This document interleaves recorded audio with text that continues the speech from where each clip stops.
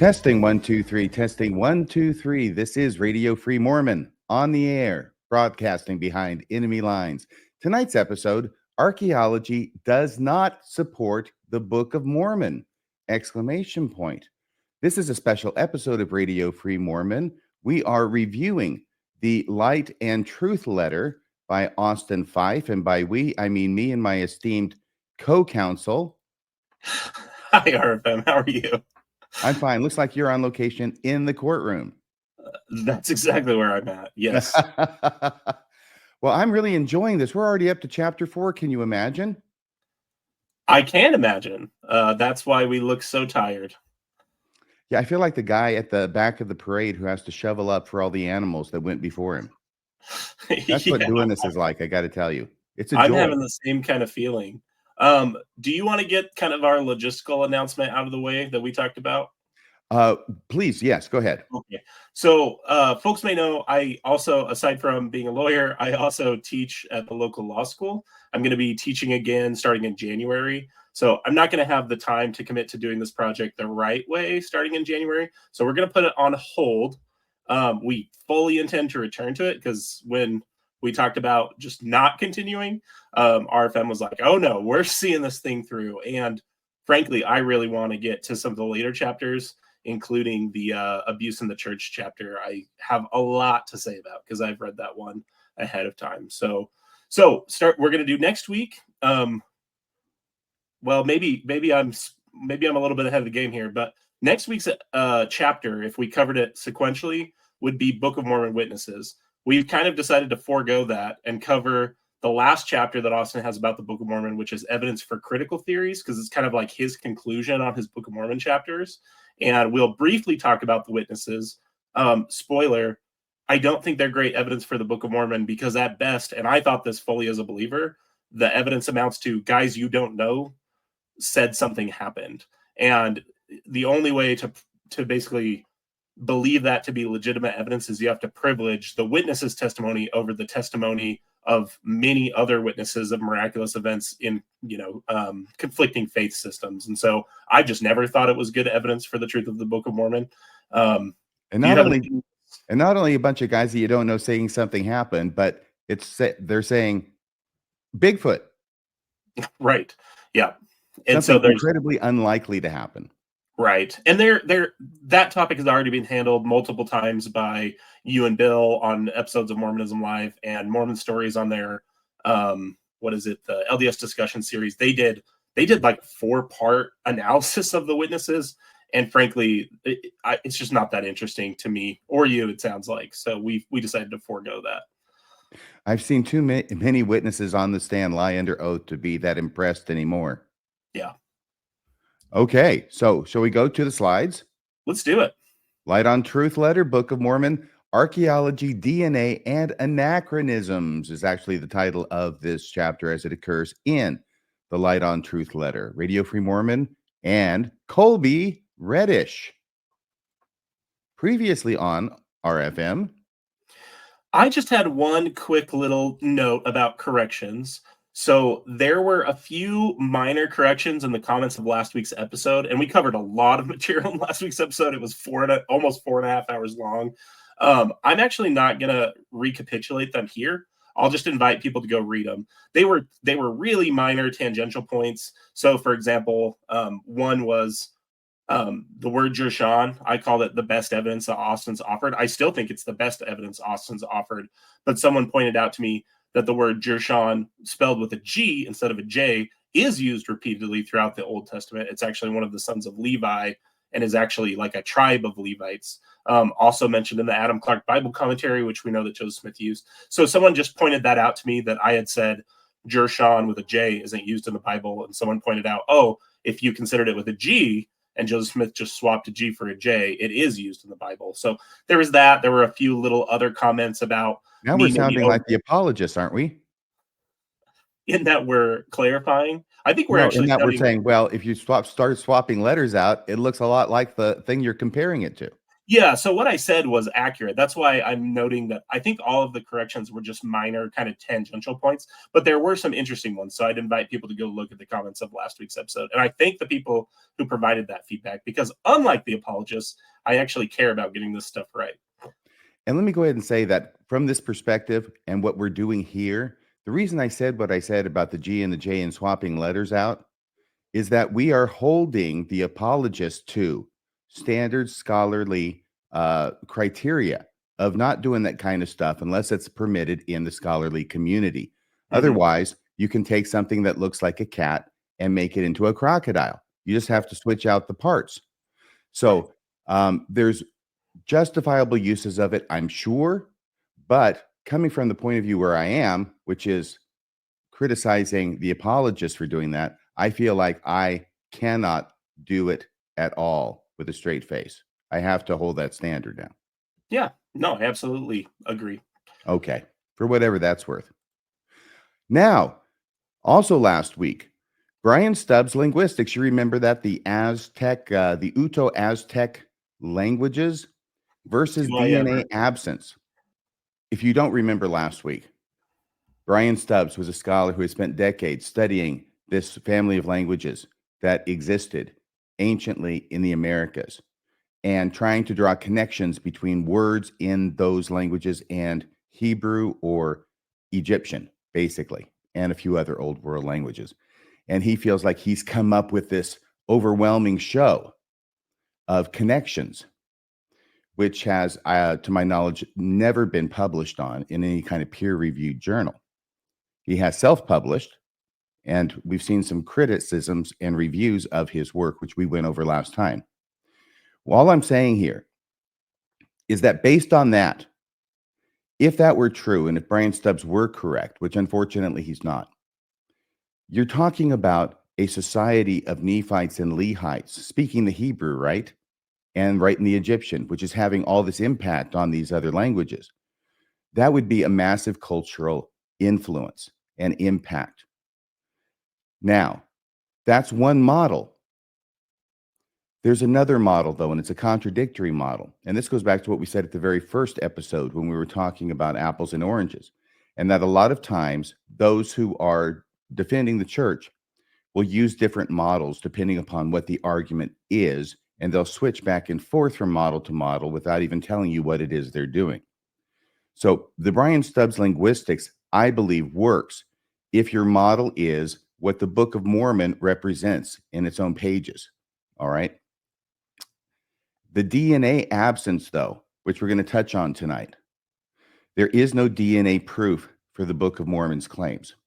What there is overwhelming proof against the Book of Mormon's claims to derive from Semitic peoples in 600 BC. So that's a situation where the response has now been from the same apologist to say, to go tiny, right? And this is just a very small group of people who just sort of barely tiptoe onto the land and kind of hang out in the same area and don't really have a lot of impact, certainly no genetic impact, right, on the people, because we have to have an excuse for why it is we're not picking up their DNA. Right. So they have to be tiny, no incursion, no cultural influence. But Brian Stubbs assumes, I think, demands a large cultural influence. So I don't see how you have a huge cultural influence on those around you without having a genetic influence as well. I think history tells us one usually goes with the other. Right. Well, I actually included the map that you had pulled from one of the reviews of Stubbs' work, just so that people can contextualize it later in the slides when we hit the DNA issue and we talk about this more directly. So that people can picture that map again of the Proto-Uto-Aztecan and its influence all over the Western Hemisphere, because my position is that the Book of Mormon almost unequivocally takes a hemispheric position of where it's located, like the entire Western Hemisphere. That's what every church leader, including Joseph Smith, held for over a century in the church. It's really only as DNA studies in the early 2000s have created problems for the Book of Mormon's claims, that they've basically had to come up with this limited geography type models. And we'll talk about those when we get to them, but I have included that map to remind people. The only other thing I'd say is, for anyone who's thinking, well, these are separate issues, so you can treat them separately. We're dealing with Austin's work and what Austin treats as evidence. And the point that RFM is making here, I think, is a very important one, which is you can't be counting hits based on a theory that completely defeats your later arguments. And that is the reality of Austin's claims of counting Brian Stubbs' linguistic evidence as hits, and the DNA absence or the DNA limitations based on these, theories that he's put out there. You can't simultaneously count them both at the same time. They are contradictory theories. Thank you very much. So what I want to talk about is a great new interview that Jacob Hansen had with Austin Fife, the author of the Light on Truth letter. So let me see if I can get it up here on the stage. I can. Have you seen this? I saw it before it went live. I was in the advanced screening audience. Because really? Oh, that's so cool. I might have too, but I wouldn't want to brag. Here we go. Our friend Cultural Hall is he and I are united by our love of Jacob Hansen, and we love Jacob Hansen like he loves John DeWin and Julie Hanks. Here we go.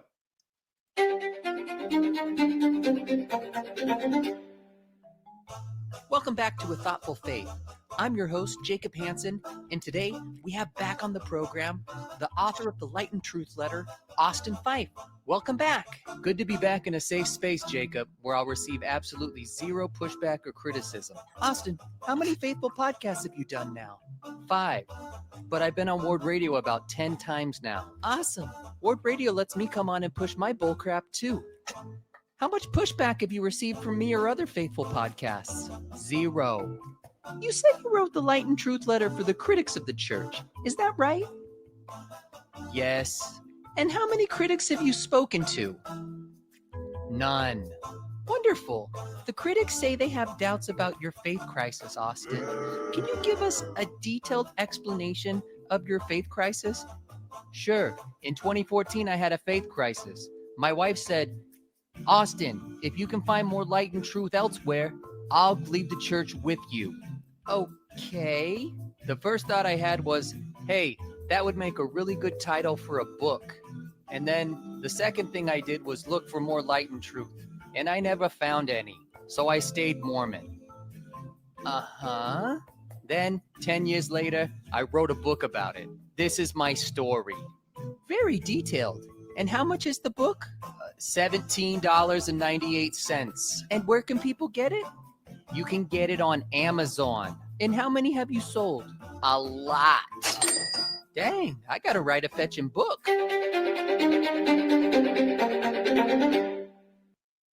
Yes, that was satire from our good friend Cultural Hall, known to his friends far and wide as Culch. I wish my entry into the ex-Mormon space was from a humorous angle. I'm jealous of people that get to be that funny. He's very, very funny, very talented as well. And even though good-natured ribbing, we do want to say, as we have been saying at the opening of each and every episode, at least after the first one, when we came up with the idea, we wanted to give Austin Fife, the author of the Light on Truth letter, a chance to come on the show. Open invitation, open door. You can come on in, let us know when, and we'll have you on if you'd like to discuss the contents of your book. If you feel like we're misrepresenting you, which we're not doing, at least not intentionally. If we got something wrong, if you disagree about this or that or whatever, come on the show. All you have to do is send me an email, radiofreemormon1@gmail.com. That's radiofreemormon, the number 1, @gmail.com. And I've been checking. It has been a few weeks, at least 2 weeks now, I think, since we started making this invitation open. I haven't received any communication yet from Austin. I know it's the holiday season. Probably very busy. He's a family man. He was on Ward Radio last night, so he's busy. Was he on Ward Radio again last night? Yeah. Okay. Yeah. All right. Well, he's got time for that. that. You can come, Austin, but you can't bring Jacob Hansen. That's the rules. So Austin Fife does have time to go on podcasts, just not on this podcast. Yeah. Which the only I mean, Austin definitely doesn't have to talk to us. We do want to invite him here to correct anything or even just have an interesting conversation. I think it could be really productive. But I will say, since his letter purports to be written to critics of the church, it's very confusing to me that he doesn't want to talk to any critics of the church when he has plenty of time to go help Ward Radio sell. He wrote you the letter. What else is there to say? Yeah. And it's a long letter. It's like when you're texting somebody and you're almost done with this long text, and then they call you back, and now you have to tell them all the stuff you spent all this time just trying to thumb into your text. It's just, that's why he doesn't want to talk to us, because he wrote us instead. It's a letter. It is a letter.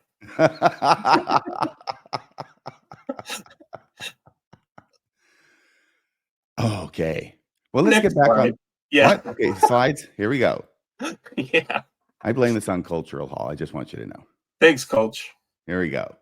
Okay, so back to the addition we made last week, kind of summing up Austin's arguments before we get to how we're going to address them. We have Austin's sections in this chapter. There were 4. It was archaeological evidence, limitations on New World archaeology, including LIDAR, cement, and a sunken city, the limitations of DNA, and Book of Mormon anachronisms. And so one thing we wanted to get out there is because last week we did such a deep dive on so many different things, and we put a lot of time into last week's episode, and it's gotten a good reception. I'm really happy about that.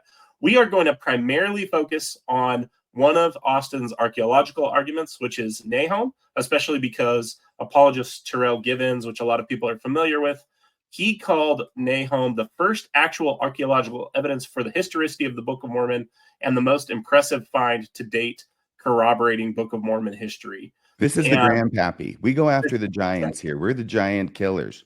Like last time, I didn't go after every freaking Hebraism under the sun. I went for chiasmus.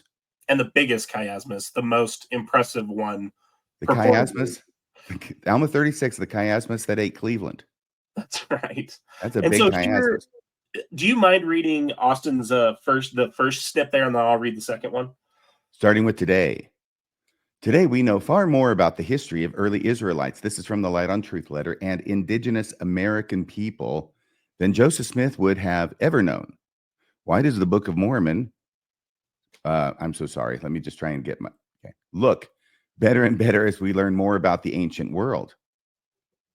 The more I learned, the more confused I became by critics' claims that there is no archaeological evidence of the Book of Mormon. I suppose each person can define what a sufficient level of proof is. However, archaeology is a messy field of study, and ancient peoples rarely leave behind scrolls that say Nephi was definitely here. Yeah, that's straw man right there. He's acting as if that's what the critics are saying has to be found in order to substantiate the Book of Mormon, and therefore he's, Right. How do critics account for the following if no archaeological evidence exists? So that's the compelling introduction. It's kind of a cliffhanger.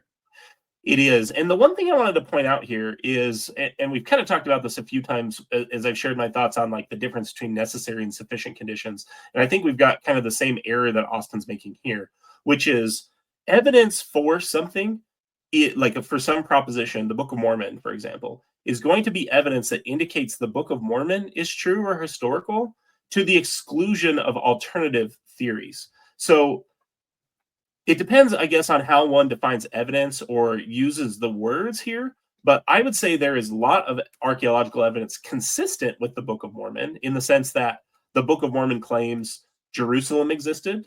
The Book of Mormon claims that the planet Earth existed. Those are things that you could say are archaeological evidence or pieces of evidence that are consistent with the Book of Mormon's claims.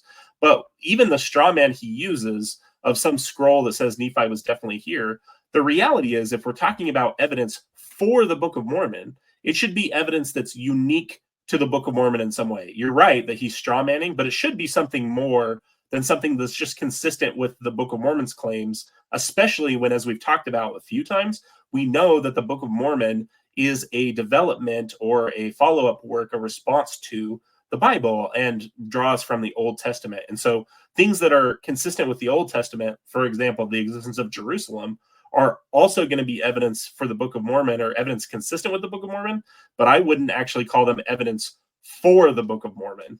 maybe I'm getting too semantic with this, but that's the way I think about evidence. Is evidence needs to be compelling enough that it indicates that hypothesis that you're looking at is true, to the exclusion of alternative hypotheses. Do you have any thoughts on that?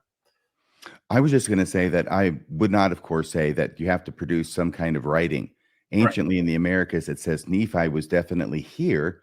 Right. But how about some kind of actual ancient authenticated writing at all on any kind of substance in Hebrew or Egyptian? Exactly. Saying anything. Exactly. And the Back Creek stone doesn't count because it's a fraud.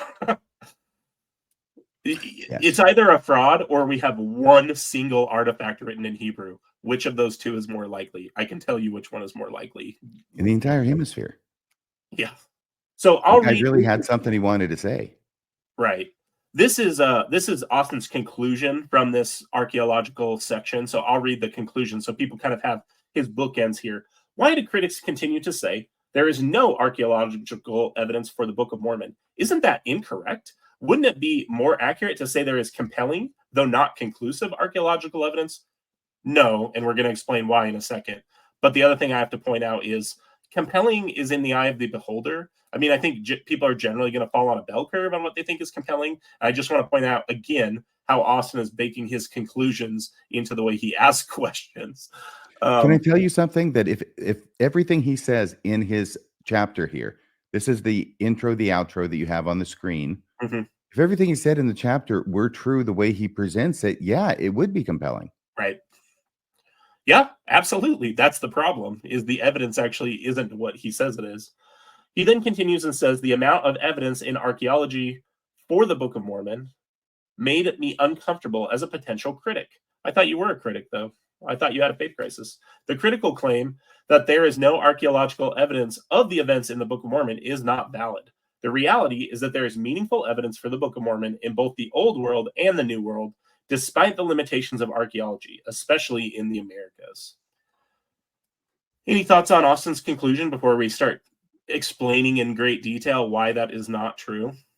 No, I'm dying to jump into this. Perfect. So let's go to the next slide. This is another section. This is another paragraph from Austin's section, again, to make sure we're not strawmanning his position. He says, critics of the church often use the fallacy of absence to argue against Book of Mormon claims. Planetary scientist Dr. Carl Sagan said, the absence of evidence does not mean evidence of absence. This means that the lack of evidence for the existence of something does not prove that something does not exist at all. Ephraim Wallach highlights the shortcomings of making inferences from the absence of evidence in archaeology. And I didn't include his block quote. Instead, I've got a block quote there from Ether chapter, I think it's chapter 15. I should have snipped it from the beginning, but I'm almost positive it's from Ether chapter 15. Before we talk about that, I hate when theists snip quotes from people like Carl Sagan or Richard Dawkins or Charles Darwin, that they know that that person does not agree with anything they're about to say. So what we call this, if we remember clear back to 3-4 weeks ago when we did the first chapter, remember Austin talked about quote mining on the same page that he quote mined John DeLynn, Jeremy Reynolds, and a bunch of Reddit users. This is a perfect example of what we call quote mining. And it's a very sloppy thinking, because while Carl Sagan is correct in the abstract that absence of evidence is not evidence of absence, the absence of evidence where evidence would be expected is a strong probabilistic case for evidence of absence. We can never prove anything to an absolute certainty. But if we're thinking like critical thinkers, and if we want to be reasonable people, reach reasonable conclusions, we have to weigh probabilities and use those heuristics to make decisions. And so it's true in the abstract that, yes, the fact that we haven't found any New World archaeological evidence for the Book of Mormon, and yes, I'm going to say that because what Austin has on offer is not going to get over the hurdle, I think, of being compelling at all.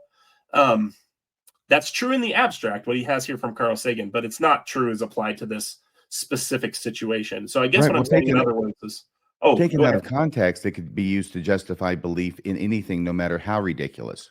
Exactly. Including teacups orbiting the earth or dragons under your bed. Right. Carl Sagan's famous spin on Bertrand Russell's teapot that we talked about a few weeks ago is Sagan's dragon. So obviously Sagan understands this. So understands what we're talking about. So to snip this quote and use it in Austin's case is just a laughably bad example of quote mining. And so I guess what I'm saying, in other words, is you keep Carl Sagan's name out of your mouth, Austin, because he belongs to us. So now that I've kind of laid the groundwork there for when we're talking about where evidence is expected, that's what I'm going to highlight in the next several slides, where evidence is expected. What that means is we need to look at what the Book of Mormon claims about reality. We did that last week in great detail with what it claims about Hebrew and Egyptian, and you did it with what it claims about linguistic evidence. Ether chapter 15, I did have it right because I have it here in my notes. I'm sorry, I was going to tell you that. I looked it up. It is the last chapter, 15. Thank you. I thought it was. So Ether 15 records that one side of the Jaredite War involved the death of 2 million mighty men and their wives and children. And I'll go ahead and read verses 1 and 2 here. And it came to pass, when Coriantumr had recovered of his wounds, he began to remember the words which Ether had spoken unto him. He saw that there had been slain by the sword already nearly 2 millions of his people. And he began to sorrow in his heart. Yea, there had been slain 2 millions of mighty men, and also their wives and their children. We are talking about millions of deaths that are recorded near the hill Ramah, where this battle took place according to the Book of Ether. That would be, I want to contextualize this for people. Deaths of that magnitude, 2 million people plus the wives and children is the way I'm reading that, but we can just call it 2 million. It really doesn't matter. If we call it 2 million, that would be almost 2.5 times the size of the largest army from the ancient world, from contemporary time period with the Jaredite, Nephite, and Lamanite record. So to believe this claim in the text happened, you would have to believe that the largest army ever recorded in history was here somewhere in the Western Hemisphere. And we have no definitive link or evidence to this event happening at all. We have no burial ground that has that amount of death. We have no tools. We have no weapons that have been found in that magnitude. This is again where, going back to him quote mining Carl Sagan, the absence of evidence where evidence is expected can very much shift, Austin. Very good. I'll just add that one thing that even makes it even more difficult is that the Book of Mormon connects and identifies the hill Ramah where this battle happened. It's the same hill as Cumorah, where the Nephite Lamanite final battle happened. It absolutely does. And you and Bill, I'm sorry, I almost called you and RFM. I almost called you Bill Real. You and Bill Real, I almost did it again. You and Bill Real covered that issue, where the Hill Cumorah actually is, in an episode of Mormonism Live. Did you want to talk about which episode number that is, if people want to look it up? You know, Bill's always the one who remembers. Okay. I'm lost without him in that regard. So it's in there somewhere, and it's good. It's called the Second Watson Letter. I remember that. You deal with it was the Watson Letter episode. Yeah, absolutely. That was fantastic. What fun. What skullduggery those apologists will do in order to try and win the battle of the Book of Mormon is true. Yeah, if you were going to learn a lesson from apologists, Austin, I sure wish it wouldn't have been the lying around the clock. The other thing that's a reality of believing this claim is, if you believe the Book of Mormon's narrative here, it clearly contemplates and references metalworking, currency, and types of weapons in a way that have never been found in the Americas. Going back to something I said a minute ago, Joseph Smith believed entirely in a hemispheric model of the Book of Mormon. If we look at his statement that he made during Zion's camp, when he found the skeleton, this is the Zelf issue that sometimes people are aware of. This is from John Taylor's account. So John Taylor, third president of the church. So we've got statement recorded by a future prophet made by the current prophet. And he records Joseph as saying, when they find the skeleton, he was a warrior and a chieftain under the great prophet Oman-Dangus, who was known from the Hill Cumorah, or the Eastern Sea, to the Rocky Mountains. His name was Zelf. The Times and Seasons also is replete throughout the late 1830s and the 1840s, with Joseph actually citing to contemporary archaeological finds of proving the Book of Mormon true. He would have editorials in the Times and Seasons over and over and over again that would cite to that type of work. What jumped out to me, and maybe that was your whole point about what John Taylor recorded Joseph Smith is saying Zelf was, which is Cumorah is in the east. It's not way down south in Central America. Is that what the point you were making? Well, so he says he's known from the Hill Cumorah to the Rocky Mountains. So this one individual was supposedly known from Cumorah to the Rocky Mountains.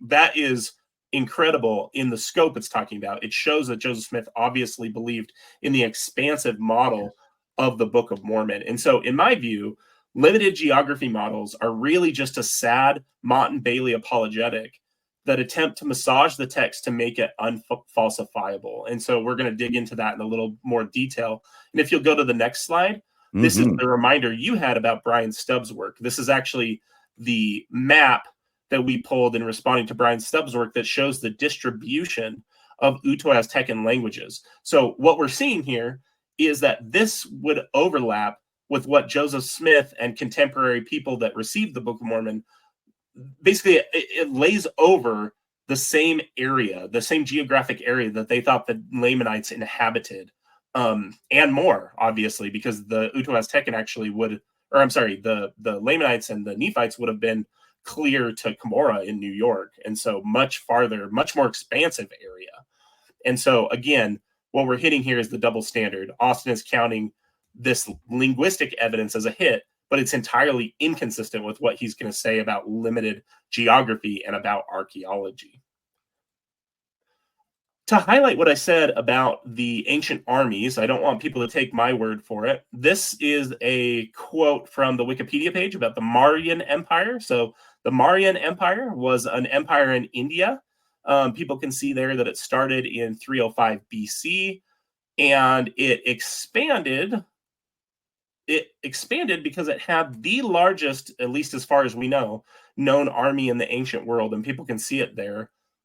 Maurya built an army consisting of 30,000 cavalry, 10,000 war elephants, and 600,000 infantry, which was the largest army known in the ancient world. But again, remember that the Book of Mormon records deaths on one side of a battle that was two-sided of 2 million plus women and children. Even if we just called it the 2 million, the nice even 2 million, that's almost 4 times. We're almost at 3.5 times, again, the size that we're dealing with here in the Book of Mormon.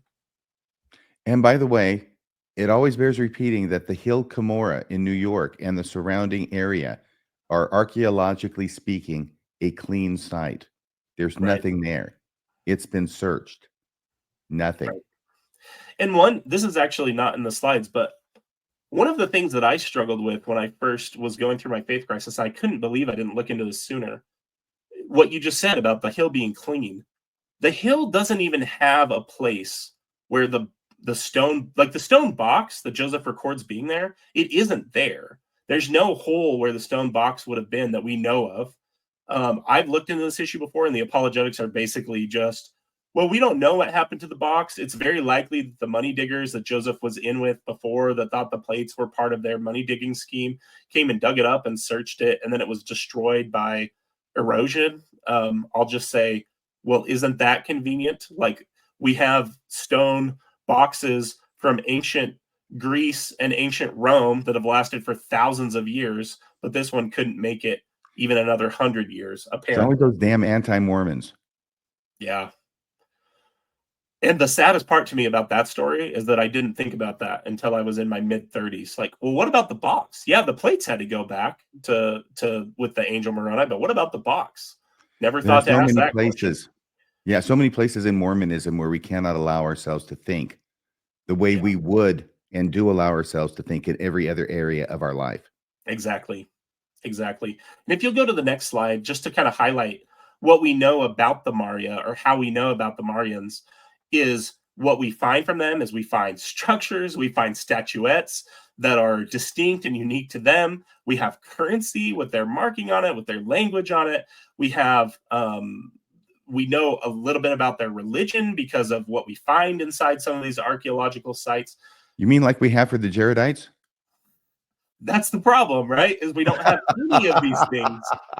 We don't have any of these things for the Jaredites. And I am sure if any apologetic type or even some believing member listens to this, they might think, but what about the Olmec being the Jaredites? Or because that's a really common apologetic.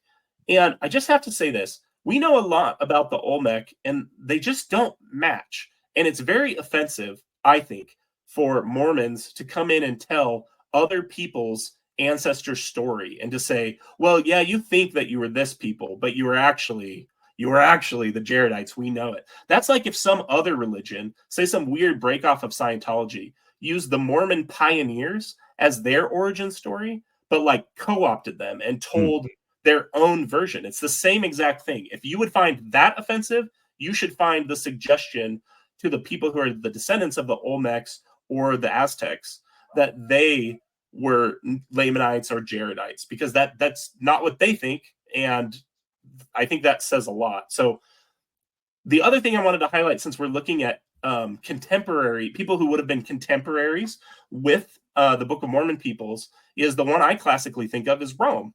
Rome overlapped with the Nephites. And so if you'll go to the next slide, we can kind of highlight again some of these archaeological problems. Chronologically. Yes, chronologically. That's what I mean. Yes. So they would have been around at the same time. So Rome lasted from 27 BC to 476 when it fell. And this highlights both the scope of Rome, which people can see there. It was a massive empire. And this was at 117 AD at its greatest territorial extent. People can see it reached all the way to Great Britain. It was most of Europe. It was into Egypt. It was into the Middle East. They had a wide-reaching empire. And at the maximum, you can see there, by the end of Augustus's reign, the imperial army numbered some 250,000 men, equally split between 25 legions and 250 units of auxiliaries. The numbers grew to a peak of about 450,000 by 211 AD in 33 legions and about 400 auxiliary units. And so my point here is this. If we're really evaluating archaeological evidence and we're thinking, would evidence be expected here? I want to invite people to think about this. How likely is it that the Jaredites existed, for one, but that they had an army that would be almost 5 times the size of the Roman legion that controlled basically the entire civilized world that we knew of at the time? It's patently ridiculous to believe that would happen in the first place. Then you not only have to believe that it happened, you have to believe that it left absolutely no trace on the American continent. To further highlight my point about where evidence is expected, absence of evidence can be significant, if you'll go to the next slide. Yes. Every so often, I'll just look at archaeological finds of ancient Rome because they were contemporaries with the fall of the Nephites. And I just think it's also interesting to keep ourselves apprised of what we find. And so this article was actually published in a lot of different platforms. I actually pulled the article from the New York Times. That's how significant this find was. This was from 2021. I'll go ahead and pull up that article now, which I now know how to do thanks to RFM. Great. By the way, Kolby, I can explain to you why it was that the Jaredites had to have 2 million mighty men in their army. Please do. Because the other side had 2 million. You wouldn't want to go into battle with only 1 million if the other side has 2 million, would you? That would definitely do it. Okay, can you see that article on the screen now? I can see an article that says archaeologists uncover decapitated bodies. Perfect. By Jenny Gross. And this was from just a few years ago, 2021. And I'm not going to read the entirety of the article, but here's what I wanted to highlight. So this archaeological site was found about 70 miles north of London at the edge of a farm in Cambridgeshire. And after studying their remains, the archaeologists found that 17 of the 52 skeletons that they'd found were decapitated. That was at a much higher rate than they'd found in other Roman cemeteries. I'm going to scroll down past a lot of this stuff, and it says that the archaeologists had found that some of the skeletons had deteriorated to such an extent that they looked like dust. Yet they were still able to find out things about them. Austin, you might want to think about that. But technological advances made over the last decade, including types of DNA analysis and tooth enamel analysis, led researchers to conclude that the Romans may have recruited people from different regions, including Scotland and the Alps, to work on the farm in what is now Cambridgeshire, Dr. Lisboa, one of the researchers, said.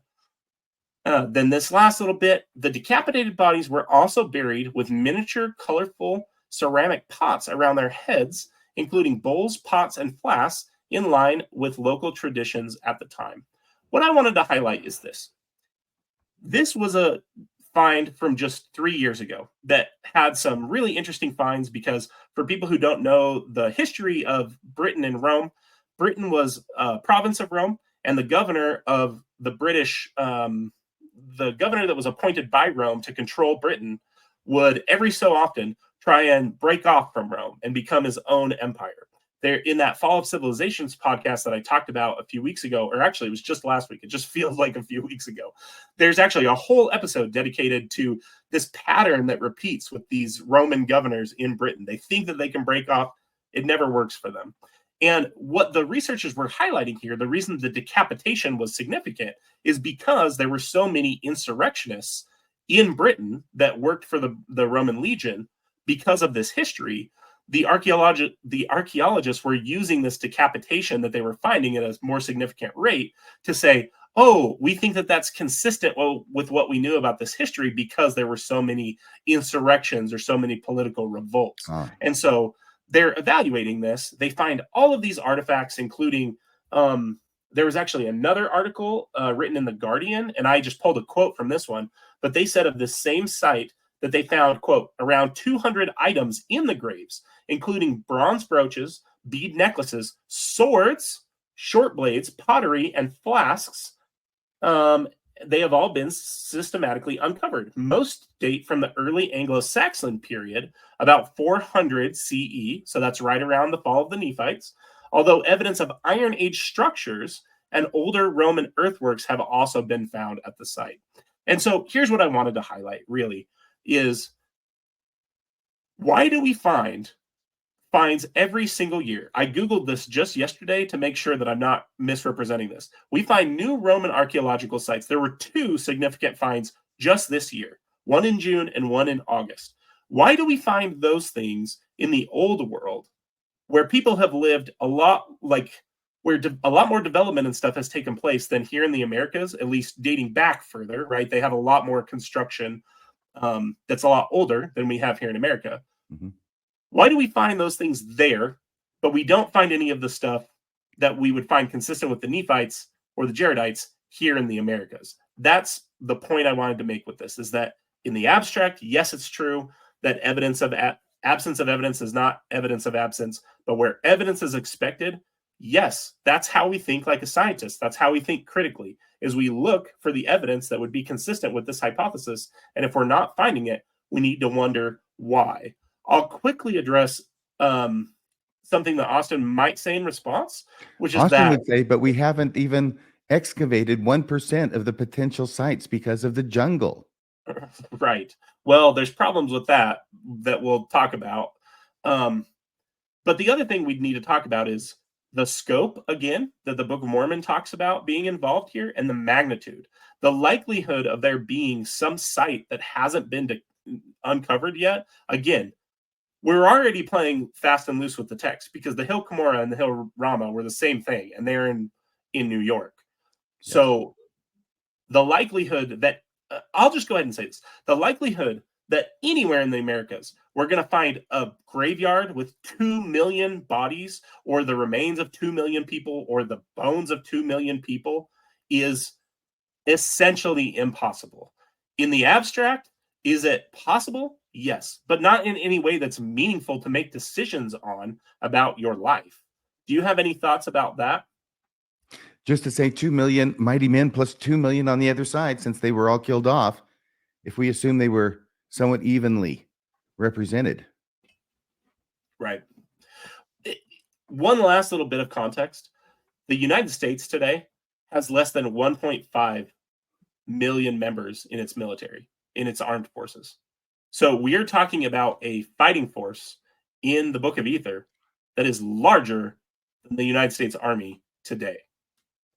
Or I said army, armed forces, all armed forces. All of them. Wow.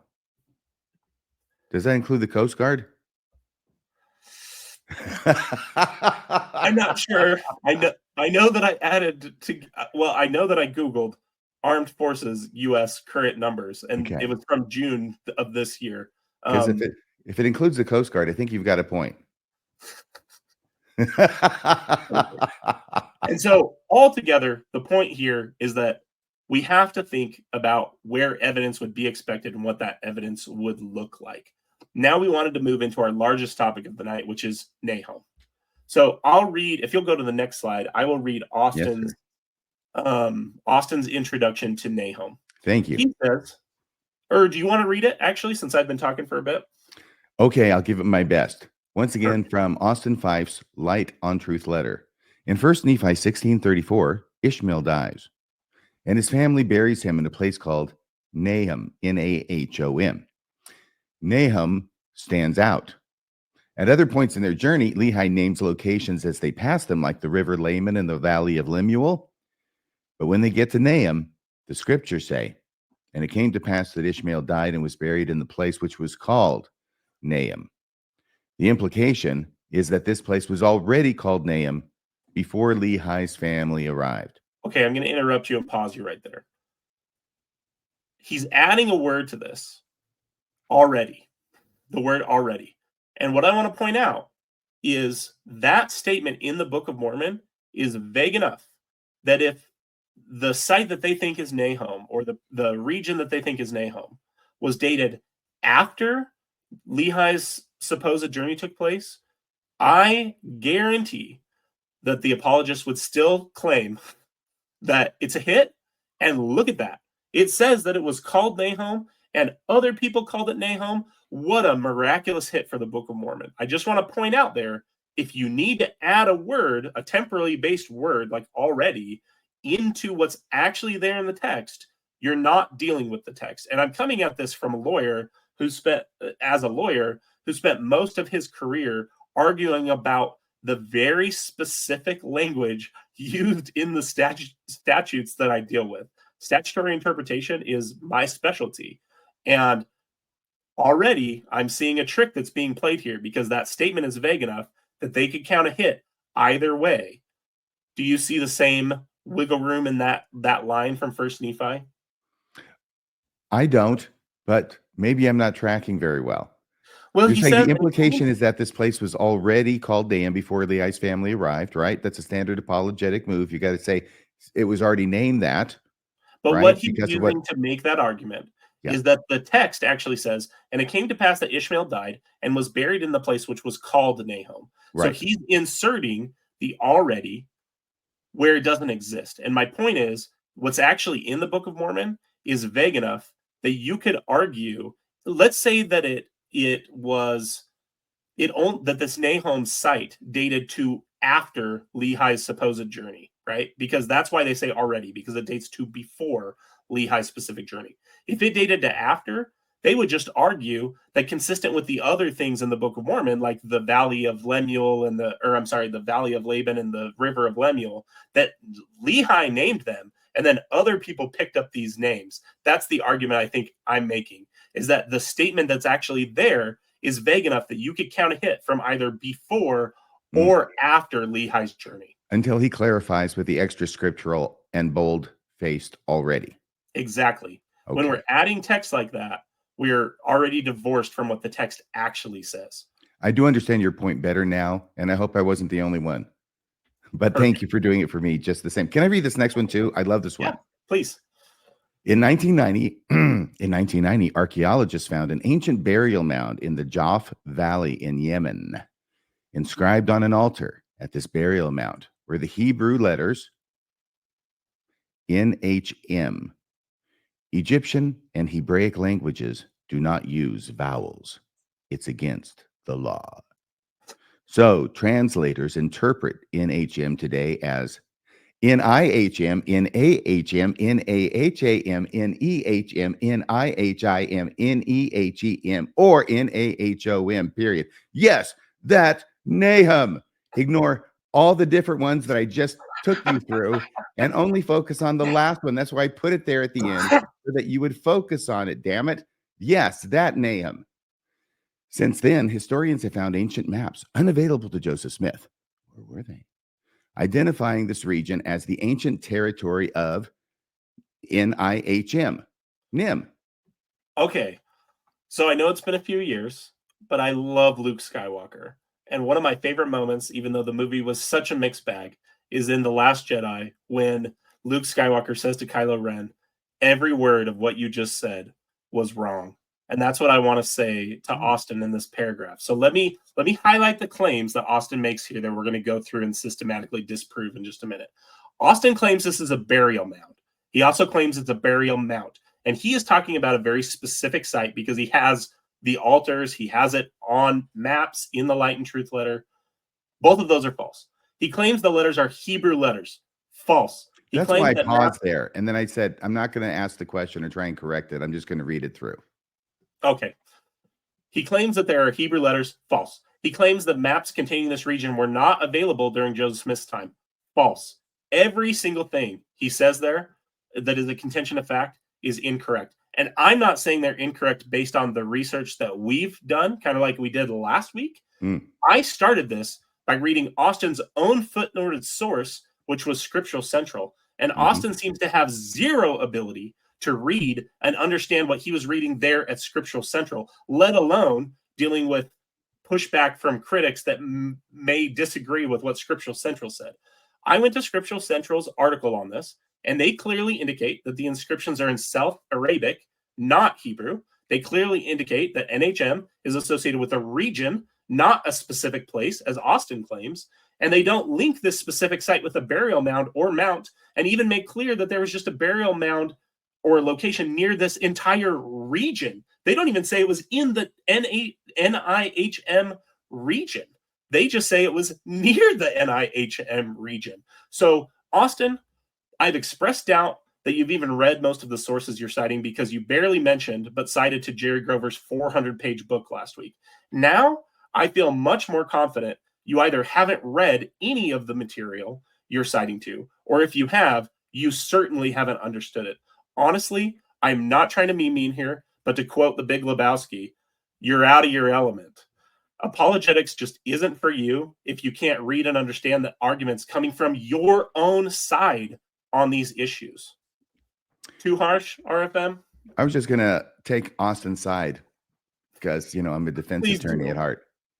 So here's the thing. On Austin's behalf, he's doing exactly what a good Mormon apologist should do, which is you say one side of the story, you hide the rest, and you hope the other side doesn't catch you. Except he's not even telling one half of the story. Everything he said is incorrect, factually incorrect, based on his own footnoted source. But I'm feeling the Holy Ghost. Well, that might be based true. on what you had for dinner, I think, unfortunately. I think it's true. So let's go through this. It's so funny that independently, because what Kolby and I do is we say, okay, you take this, I'll take this, and we figure out what it is we're going to do. And then we sort of go on our separate paths, and then we come back together, and then we put the slides together and talk and everything. I ended up doing the exact same thing at one part in my research, was comparing what he had to say versus the source he was freaking cited and hyperlinking in his own letter over at Scripture Central, the good guys. And it was remarkable, the difference. In other words, his version of what's there is much more glistening and pearly white and faith promoting than over at Scripture Central of all places, which is a faith promoting site. Right.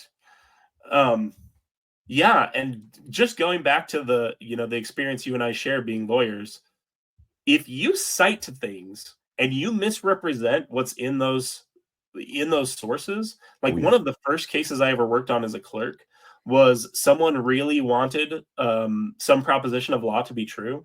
So they cited to the overruled portion of a case. Yeah. And it was fatal to watch the justice and the justices just tear this person apart for not actually reading the case. Because the only way you're making mistakes like this, which are basically inexcusable in my mind, when they get a red flag in Westlaw. Right. Yeah. They pop up and tell you that you shouldn't be relying. Yes. They say this has been overruled. Yeah. And the sections that I just highlighted that Austin gets wrong from the Scripture Central, and since you did this, you noticed this too. It's not even like we're talking about deep inline stuff. Like these are headings that are bolded and in the center of the page that he's getting wrong. That if he had just read them, it would have indicated to him that he was on the wrong track. So, Okay, anyways, I got to ask you, yeah. if he didn't read them, okay, either he read them and he's hopelessly mischaracterizing them to the benefit of the Book of Mormon and the whatever the opposite of benefit is to the truth, okay? Or he read them. If he didn't read them, why is he linking to them? In other words, how did this document get put together? Because it doesn't seem like it's just one person. That's all I'm saying. One would wonder if there was some AI that assisted Austin in writing the Light and Truth letter, because these are the exact type of mistakes that AI would make. If these were human mistakes, which they may be, Austin may have written this completely by himself. Again, this is where it's just one of those double binds to me. Either you're lying about what your own sources say, or you're so incompetent that you can't understand what your own sources are saying. I really don't care which is which. I'm happy to attribute good faith to Austin and say, then you're just incompetent. And that's where I landed on that Big Lebowski quote. Donnie, you're out of your element. It's just not for you. If you can't read a Scripture Central article, which is already so padded to reach a certain faithful conclusion, and understand the nuances of what they're actually pointing out, this isn't for you, dude. It's not. That sounds so harsh. I feel like I'm being so mean. Austin, I promise I'm a really nice person in other areas of my life. Yes, in other incarnations. Mm-hmm. So, did you want me to go to the next slide there? I did only to hit that middle and to show people this is the entirety of what Austin has to say about the Nahom argument.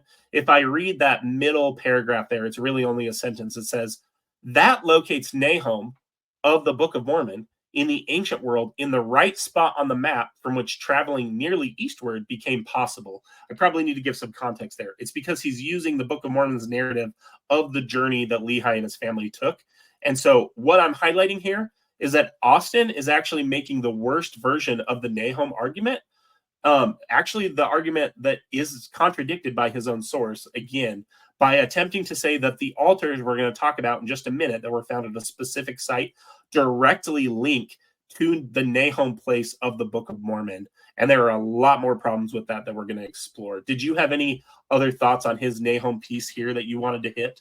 Only to remark that you can see how much mileage he gets out of Nahom with all of these different propositions, which he thinks are faith promoting, questions that he is hypothetically and rhetorically asking the critics. Right.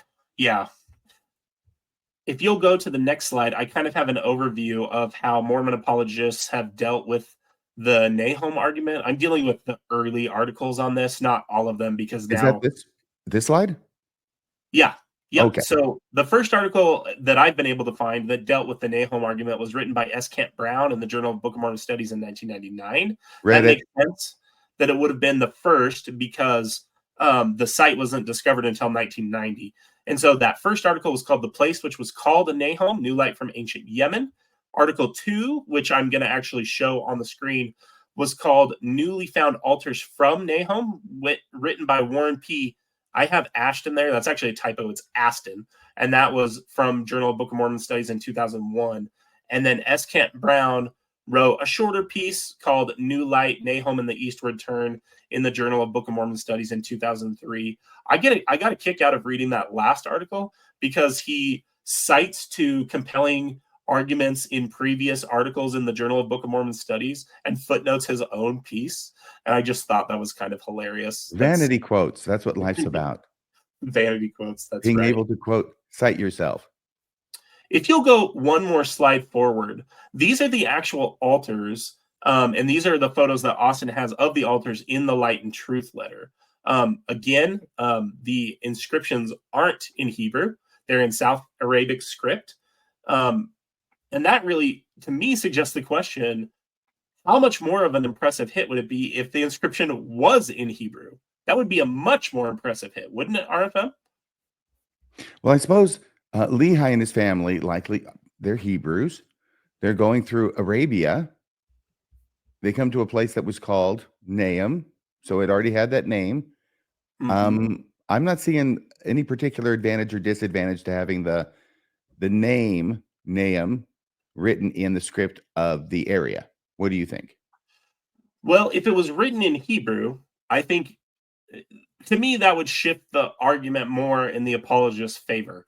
Again, Austin yes. represented it as being in Hebrew, and it's not in Hebrew. It's in South Arabic. Yes. So already he's just factually wrong, and that comes from his own articles. You know, I said I'm going to share that Aston article, but I'm actually not, because I have the important part, which is just his translation of the inscriptions. I'll note that when I get there in a second. Both of these images are from the Light and Truth letter, right? Correct. The one on the bottom, including his insertion there of the NHM. And he has it backward, doesn't he? He would, yeah. Because it should be MHN. The NHM should run from right to left, correct? Right. Which again just shows he hasn't read any of these sources, because they make this point over and over and over again. And I read all of these going into this, as I'm sure you did as well. I think the really cool thing about the Nahom inscription, which you can see there, it's like it's glowing like a certain lettering on a ring in a fire, is that if you turn around and look at that in a mirror over your shoulder, it says BYU. Oh, how could Joseph have known? Pretty amazing. Pretty amazing. So this is information that I pulled from Wikipedia, and then from an archaeological resource that was cited by the Wikipedia page of this actual site. So both Aston and Kent Brown, again, who wrote in the Journal Book of Mormon Studies, an apologetic resource, they talk about how this actual site where these altars were found, that apologists have been calling the Nahom Hit, is a place known as the Baran Temple at the Sheban. So that's how you pronounce that, Sheban. I didn't know that the Sheban Empire was a thing, but it is, based on the Queen of Sheba, right? So it is a Sheban temple near Marib, Yemen, also known as the Throne of Bilquis. It dates to the 10th century BCE and was dedicated to the god Al-Makwa. It's interesting to me that Al-Makwa was the moon or sun god of the ancient Yemeni kingdom of Sheba. He was also worshipped in a bunch of different places that I can't pronounce, aside from Ethiopia. I'm half shocked, to be honest with you, that the apologists haven't used the Alma from Almakwa as a hit of the Book of Mormon's truth, but maybe I've just invented a new apologetic for them. The thing about this site that's very interesting, remember that Austin represented this as being a burial mound or a burial ground.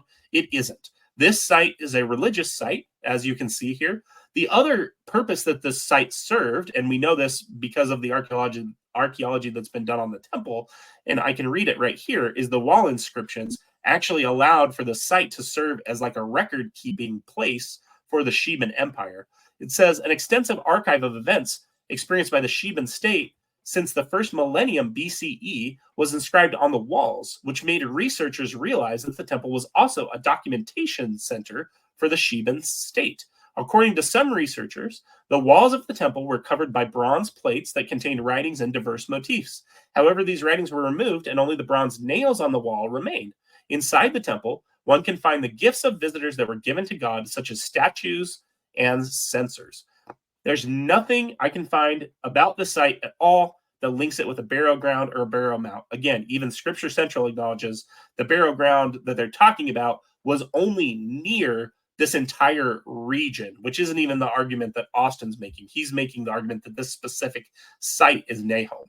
So at this site, consistent with that last sentence of this this resource I just read that talks about the wall inscriptions, there are 3 altars that seem to have been donated to the temple or to someone that where they found this NHM hit. And it's not even NHM. That's the other thing I learned in doing this deep dive on Nahom. If you'll go to the next slide, we can actually look at the inscriptions that's found on each of these 3 altars. So I'm drawing from Aston's article. He actually went and visited himself. So this is, again, where I pulled from Aston's article the transliteration and then the translation of the identical inscriptions that are on each of these 3 altars. I'm not going to try the transliteration. People can look at it there. But I did count up the number of consonants that are on the altar in the original language. It is 63 consonants. The translation is this. Beathar, son of Saudum, son of Nahom, the Nahomite, has dedicated to Ilmakwa the person Fariat by Ahtar and by Ilmakwa and by Diat Hyman and by Yada-Il and by Mahdi Karib. I feel like I maybe just awakened some Deadites. That's an Evil Dead reference for people who don't get that. But I didn't get it, and I still got it. Okay, perfect. What we can see is the NHM, people can see there on the transliterated first line. Do you see the same thing I do? It's not even NHM, it's NHMY. Do you see that? NHMY, very uppermost right part of the transliteration in the box. Right. And so going back to some comments I made last week, we got to think about the probability if this were a hit. And then we've also got to think about alternative hypotheses. And that's what led to me counting the consonants. Again, I counted 63. How many of them do we always only hear about from the apologists? Three. I've never once ever heard an apologist explain that the NHM was in reference to this Nahomite, and it also contained 63 other consonants. 63 out of 3 is less than 5% as far as looking at a hit. I don't know how significant that is. I'm not saying that that number is dispositive. I'm just saying there's the fallacy known as the Texas sharpshooter fallacy, where we ignore all the hits and we count all the misses. And the reality of counting this as a hit is that we have a reference to a region or a people here, that the Nahomite people, this one Nahomite person, and we're counting 3 hits out of 63. While we've got the transliteration on the screen, I just want to invite people to think about, especially if you're filling in vowels, and you can fill in the vowels however you want, think about how many potential names you could create with just the consonants here. Think about how many potential hits could be a hit. That's where we start thinking more, going back to your comments about the birthday paradox, right? That's where we start thinking about, yeah, maybe random chance is actually incredibly likely here when you actually understand the evidence. The other thing that I'd point out here, again, because Austin's calling this site Nahom, and the apologists are saying that this site falls within this Nahomite region, I really could not find, and maybe you did, so maybe you'll teach me something here. I really could not find any information about this Nahomite region that wasn't coming from Mormon apologetic sources. I couldn't find normal archaeologists talking about this Nahomite people. Regardless of that, here's one thing I want to point out. I'm from Boise. In Boise, no one calls me Kolby the Boisean. Why in the world, if this is supposedly either the site or inside of the region of the Nahomite people, because that's what the apologists need for this to be a hit in either case, why would you be referring to someone by the region's name in that region?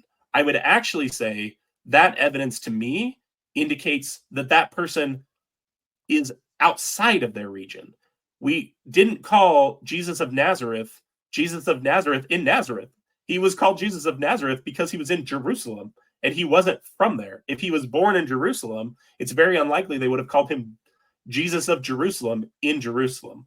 What do you think of that? I think you just answered a real thorny chestnut for the Book of Mormon when it says that Jesus will be born in Jerusalem, Alma 7:10. Dang it. I'm giving them ammo. The land of I know, the land of our fathers. Yes, I'm familiar with the whole 9 yards. So if you'll go to just the last slide, this is my kind of overall thought on Nahom. So here's what you've got to ignore if you want to count this as a hit. You've got to ignore that this temple where they found these altars was dedicated to the moon or sun god from a completely different people. You've got to ignore that the temple involved religious practices of an entirely different religion. You've got to ignore that the temple construction dates to 1000 BC, not 600 or contemporaneous with Lehi's journey. You've got to ignore that the temple's use has no relation to what the Book of Mormon claims. It is not a burial place. Austin is just wrong about that, and he would have known that if he read his own sources. You've also got to ignore that the apologists are counting 3 out of 36 consonants as a hit. 63? I'm sorry, 3 out of 63. Thank you.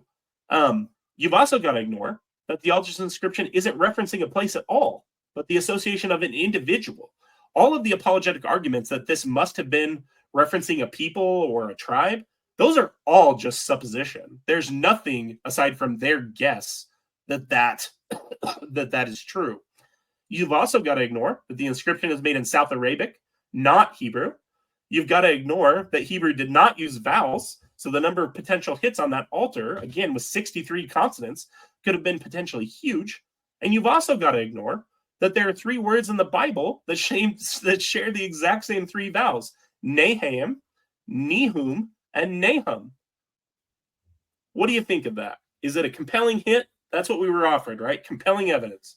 That's the question. No, I think that I think this is a coincidence. And when we get into my slides, we're going to see how fast and loose Austin, following the precedent of the apologists who went before him, if he sees no further than the others, it's because he stands on the shoulders of Daniel C. Peterson. Okay. So he's using their arguments, but they're massaging things, they're hiding stuff. And I'm going to be showing that, like, I'm basically going to be exposing the magic tricks that Austin is trying to play. Whether he even knows he's trying to play them, I don't know, but we're going to figure it out anyway. I think that's beautiful. Wonderful list of problems you have to overlook. Perfect. Well, let's briefly talk about DNA, and then I can't wait to hear what you found about Nahom, because it is kind of fun that every week we get a chance to talk about this without knowing exactly what the other one of us is going to say or find. Here's Austin's section on DNA, and if you wouldn't mind reading that, that would be fantastic. When Lehi's family came to the Americas, several million indigenous people were likely already there, in spite of what the Book of Mormon has to say about the subject, by the way. If such a small, I doubt that's what's in, I wonder if that's what's in his footnote. You'll probably tell us. If such a small group entered a massive native population, wouldn't detecting their genes hundreds of years later be nearly impossible? It's like, has he not gotten out of First Nephi? Does he not know what happens to the Nephites and the Lamanites and all the warfare and the thousands and the tens of, and the million? He doesn't know about that. That's funny. Okay. Between the genetic bottlenecking described in the Book of Mormon's final battles and the further genetic bottlenecking of the European colonization of the Americas, what are the odds of finding Lehi's genes today? About 100% if he was actually here.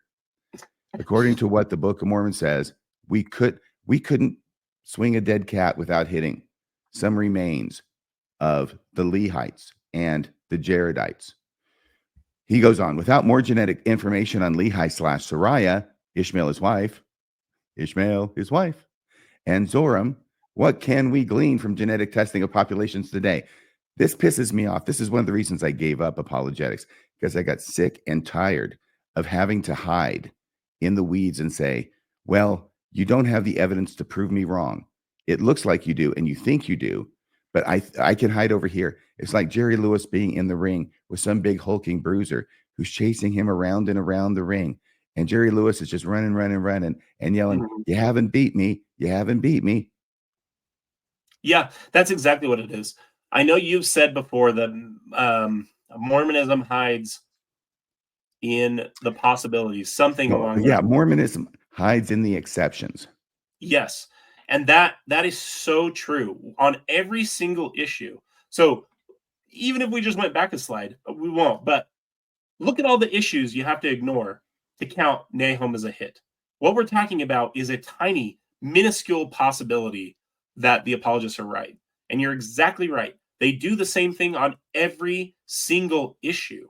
And here's the reality. If you understand how probabilities work, when you've got a really, really freaking unlikely event and another really, really freaking unlikely event that needs to be true for your faith to be true, it's not just the probabilities of those things added together or the most unlikely one. You multiply them together. That's how probability works. Mm-hmm. Something that's almost impossible to happen times something that's almost impossible to happen 100 times is the apologetic exercise today.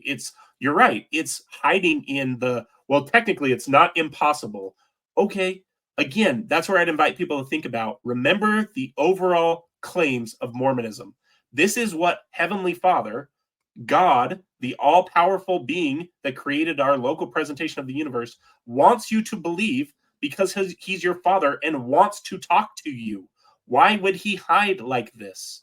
That is just ridiculous to me to believe. The other thing that really bothers me about this one, that footnote, you asked me if I looked up that footnote. You already know the answer. Of course I looked up the footnote. And what the footnote is the John Sorenson piece that I'm going to talk about. Because, man, that piece has irritated me. It's incorporated in the Gospel Topics essay, and exactly like you said, was the exact thoughts I had. It completely blows a hole in what the Book of Mormon actually says about these people when they came here. Before we get to that, I wanted to remind people, if you go to the next slide, this is from last week's slides. Remember that this is the title page of the Book of Mormon that starts and says, an account written by the hand of Mormon upon plates taken from the plates of Nephi.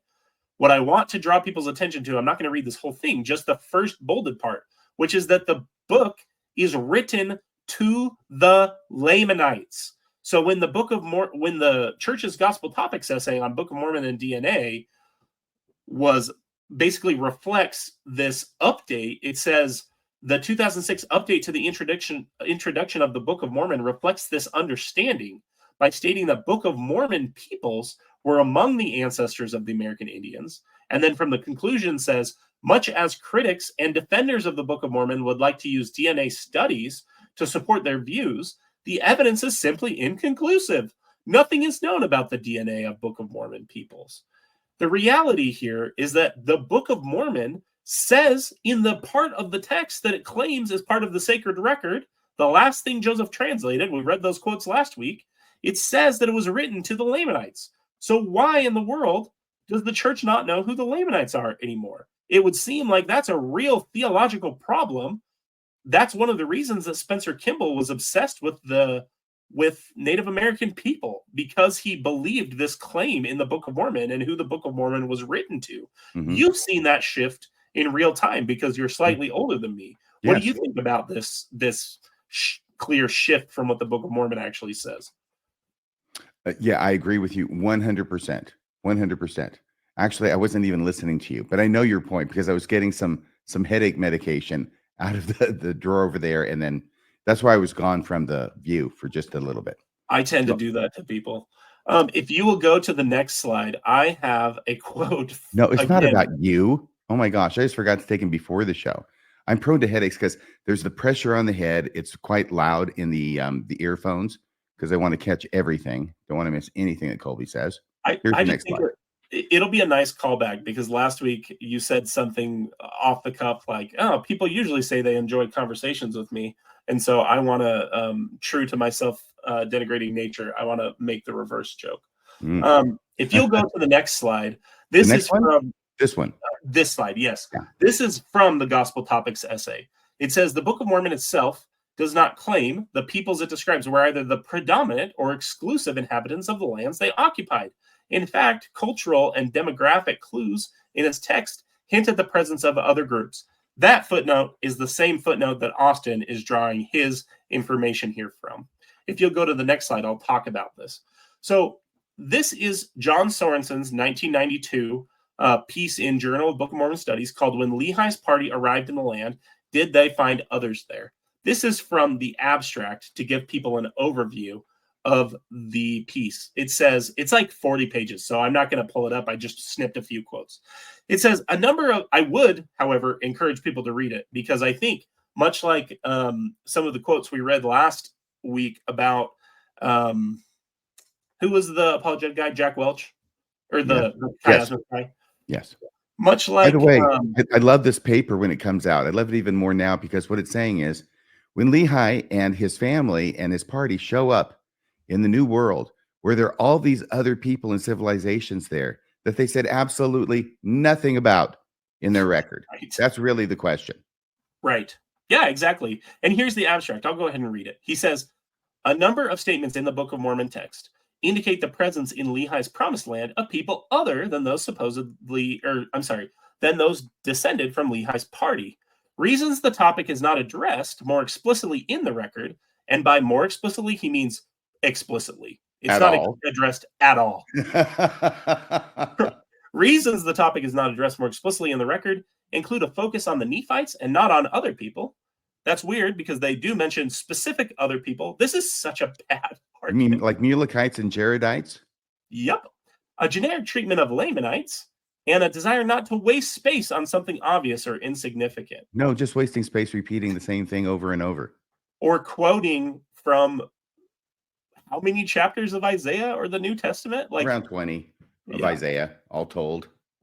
He then says clear evidence for the presence of others in substantial populations is present in the Book of Mormon. Let me just stop there for a second. The fact that you found a plot hole in the Book of Mormon, because that's what he's talking about, Yes. clear evidence for the presence of others in substantial populations is present in the Book of Mormon. He's talking about the population numbers in the Book of Mormon don't make sense unless you add this conjecture that there were other people there. That's actually his first argument. It's amazing to me that instead of just using Occam's razor and saying, wow, I found a plot hole in this book that doesn't work, that would make it, or at least would indicate that it's not historical and not true, he instead invents this entire argument from silence to save the Book of Mormon from the Book of Mormon. That's exactly right. And that's what's so brilliant about it. And that's why this is such an important apologetic piece. It's because he takes these things, which are plot holes. In other words, there are places in the first couple books of the Book of Mormon up through Words of Mosiah, where the text describes a population very small and growing in an incredibly rapid rate. Right. A supernaturally, an unbelievable, it never happened kind of rate. That's what we're talking about. Right. So they have to join with all these other people, basically sort of subjugate them, I guess, so that they can count their numbers. Right. And that's what accounts for this, to save the Book of Mormon from itself and its self-reporting of the population growth. But the problem is, of course, the Book of Mormon not only doesn't mention anybody else that they run into, except for the people that they run into, and they don't run into them in time for them to save them from this problem, because they don't run into them until after Mosiah starts. Mm-hmm. So, or right before it starts in Words of Mormon. Anyway, regardless, right at that point. The problem is that the Book of Mormon never says, hey, we got to the promised land and wow, you never guess what we saw and who we met yesterday. And they're all friendly and they're nice. And, the women look good and we're going to marry them off and intermingle with them and become a super great nation in a super fast period of time. Yeah, that's what he's trying to come up with out of nothing except plot holes where it appears that Joseph Smith wrote stories in these books, a handful of stories that could indicate that there are other people out there that are not named in the book, but that were there nonetheless. Right. One of those being Sherem in Jacob chapter 7. Mm-hmm. Yeah, and one real problem for this argument, this is one of the reasons I think it's a ridiculous argument. Well, I mentioned Jack Welch. The reason I was connecting is we read a critique of Jack Welch's work, and another BYU professor said that Jack Welch's work was basically the most impressive thing about it was his creativity in how he cobbled together this argument. I feel the exact same about this because we know that the Book of Mormon knows how to talk about other people. It talks about the Jaredites. It talks about people when they enter the narrative. It even talks about like the splits between the people of Limhi, the anti-Nephi Lehites. It is able to articulate when other people enter the narrative. So the fact that Sorenson's entire argument is premised off of, well, they didn't mention it because it was something obvious. Like, well, then why did they mention it the other times? Like, why did they mention merging with these other people over and over and over again? No, instead, what he's noticed is here are the specific plot holes he's noticed. He notices population growth, cultivation of corn, which he basically suggests wouldn't have been possible unless other people were there. Again, that's just a plot hole. And then he engages in this creative writing exercise about why the record may not have mentioned that the Nephites were a much smaller part of this much larger part of a pre-existing ancient American peoples. And I will give Sorenson this one piece of credit, which is Sorenson wrote this trying to solve these Book of Mormon plot holes before DNA, before the human genome was sequenced, before we're dealing with DNA evidence and how it affects the Book of Mormon, because that really didn't happen until the early 2000s. But the church has now accepted this narrative basically wholesale. They cite to this, and it is a premise upon which the Gospel Topics essay, the quotes of which we read, that they hang on this.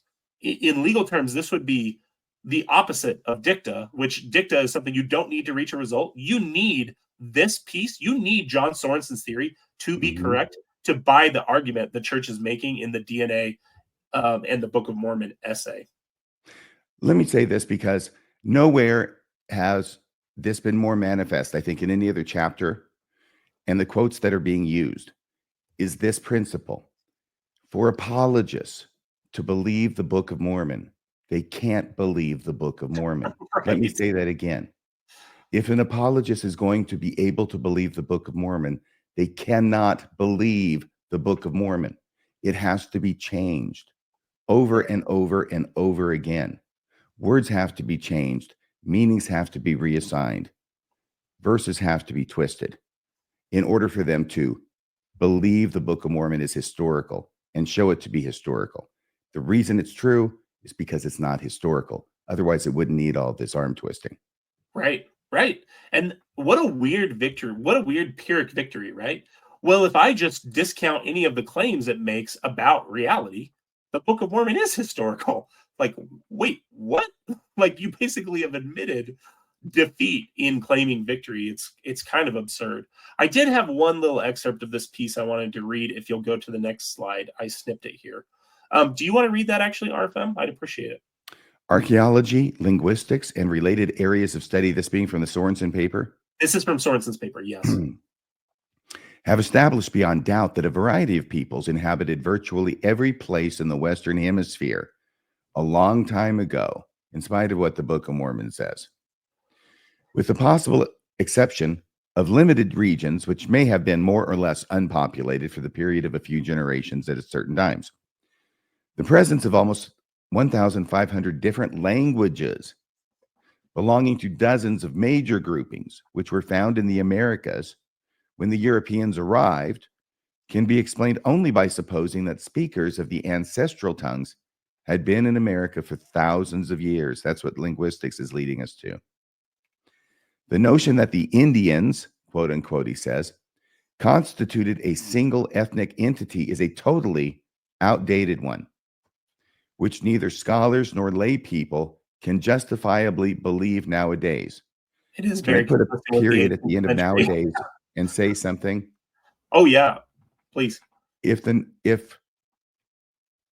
the ancestral tongue has been in America for thousands of years, he's being sufficiently vague that I think that it probably extends way past the arrival of Lehi and his family in 600 Right. BCE. You know what I mean? Yeah, again, this is the same idea that this is entirely these apologetics are entirely inconsistent with the apologetics we heard last week. Yes, and the linguistics right there are disproving the Book of Mormon, because when would the Lamanite language have started if not with the Lamanites? Yeah. How did it start before? I didn't mean to interrupt you, but while you were reading that sentence at the end there, nowadays, he says the notion that the Indians constituted a single ethnic entity is a totally outdated one. Yeah, and where does it date to? The 18th century, the 19th century. Mm-hmm. Yep, Joseph Smith's time. Absolutely. Yep. It's outdated. But we're stuck with the Book of Mormon, and I still got to defend the damn thing. So he writes on. Abundant facts are completely contrary to the idea of the Book of Mormon's presentation of the Lamanites, really. The most that is possible is that in some limited territory in a part of America, Lehi's people and those who came with Mulek had their chance to establish their own niches where they could control their own fate, but they were not given thousands of years of isolation to play with. The Latter-day Saint pioneers in Deseret were... You can skip that parenthetical. Yeah. It seems unavoidable that other peoples were in the land. Yes, somewhere. When Nephi's boat landed on the shore of the West Sea, and quite certainly some of them were survivors from the Jaredite people, as indicated in the Book of Ether. The reason I wanted to include this is, one, because he's basically admitting he has to make this argument because the archaeological and linguistic evidence is fatal to what the Book of Mormon claims. And we're going to talk about that on the very next slide, what the Book of Mormon claims about the land here and about how the people got here. But I just wanted to highlight the thinking here is the same thinking we see from Kerry Muhlestein. I know the Book of Mormon is true, so I know these people were here. What is the only case I can make that is consistent with the evidence? So I admire him for acting consistent with the evidence, but again, I think it's really just evidence of his creativity, and it entirely ignores what the Book of Mormon actually says. So in 2 Nephi 5, here are the Book of Mormon's claims about the promised land. It says, "Wherefore I, Lehi, prophesy according to the workings of the Spirit which is in me, that there shall none come into this land, save they shall be brought by the hand of the Lord. Wherefore this land is consecrated unto him whom he shall bring." Let me pause there and say, 2 Nephi 5 is the blessings. It's in the blessing section where Lehi is blessing his children at the end of his life, right before he passes. Mhm. So he says, "Wherefore this land is consecrated, dedicated unto him whom he shall bring. And if it so be that they shall serve him according to the commandments which he hath given, it shall be a land of liberty unto them. Wherefore they shall never be brought down into captivity. If so, it shall be because of iniquity. For if iniquity shall abound, cursed shall be the land for their sakes. But unto the righteous it shall be blessed forever." And it continues on the next slide. "And behold, it is wisdom that this land should be kept as yet from the knowledge of other nations." So 2 Nephi 5 is occurring right after they get here in America, right before Lehi dies. And then he continues, "For behold, many nations would overrun the land, that there would be no place for an inheritance." Do You mean wanna read like the John last paragraph? Sorenson is saying actually happened? Exactly. And while he even points in the piece to, well, that was a conditional promise. And actually, will you read that conditional promise in the last paragraph there? Sure. I'm just overwhelmed by the fact that he's already admitted that this place was overrun with people speaking all these different languages, even back as far as Book of Mormon times. Right. And then the Book of Mormon itself, which I think happened during Book of Mormon times, it says, many nations would overrun the land, that there would be no place for an inheritance. That would be a bad thing if that happened. So I guess Lehi didn't get out much.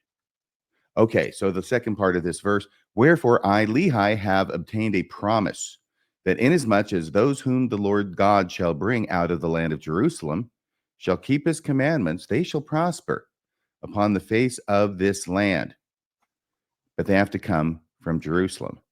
"And they shall be kept from all other nations, that they may possess this land unto themselves.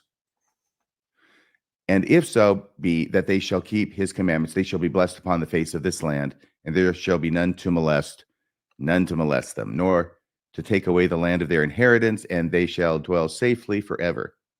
But yeah, they shall be kept from all other nations. That's the Right. promise that Lehi got. That's That the God, promise. And some promise. while Sorenson does point to this future conditional promise in the last verse you just read, that future condition cannot allow for the existence of others before they got here, because this prophecy is being made when they get here, right as Lehi Mhm. dies. And look at that bolded language.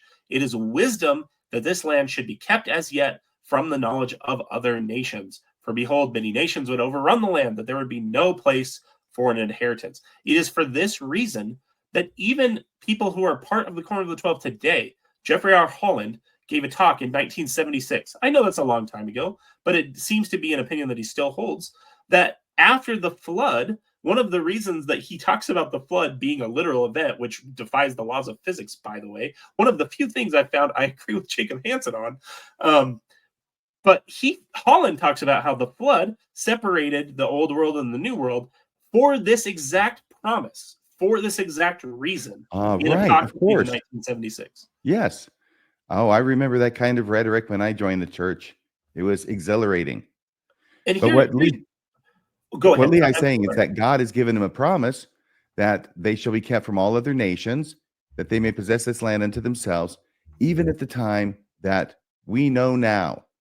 And John Sorenson knew when in 1992, when he wrote that paper, that there were hundreds and thousands of tribes and nations Right, present in the Western Hemisphere, North right, and South, even when Lehi is writing this, maybe around, I don't know, 570, 580 right. BCE.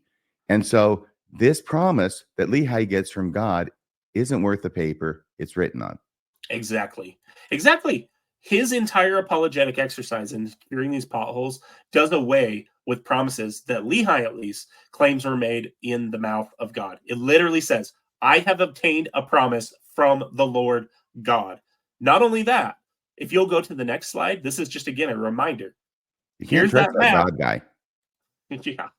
Here's that map from last week's episode dealing with the Uto-Aztecan and Brian Stubbs' work. So again, the spread that Austin wants to count evidence for would also be completely contradicted by this notion of a limited geography model. The one last thing I have to say about DNA evidence is that one of the problems for the Book of Mormon and the apologetic that they're basically arguing is just once we get access to more information, we'll be able to find some of this stuff. That's the premise of what they're saying, right?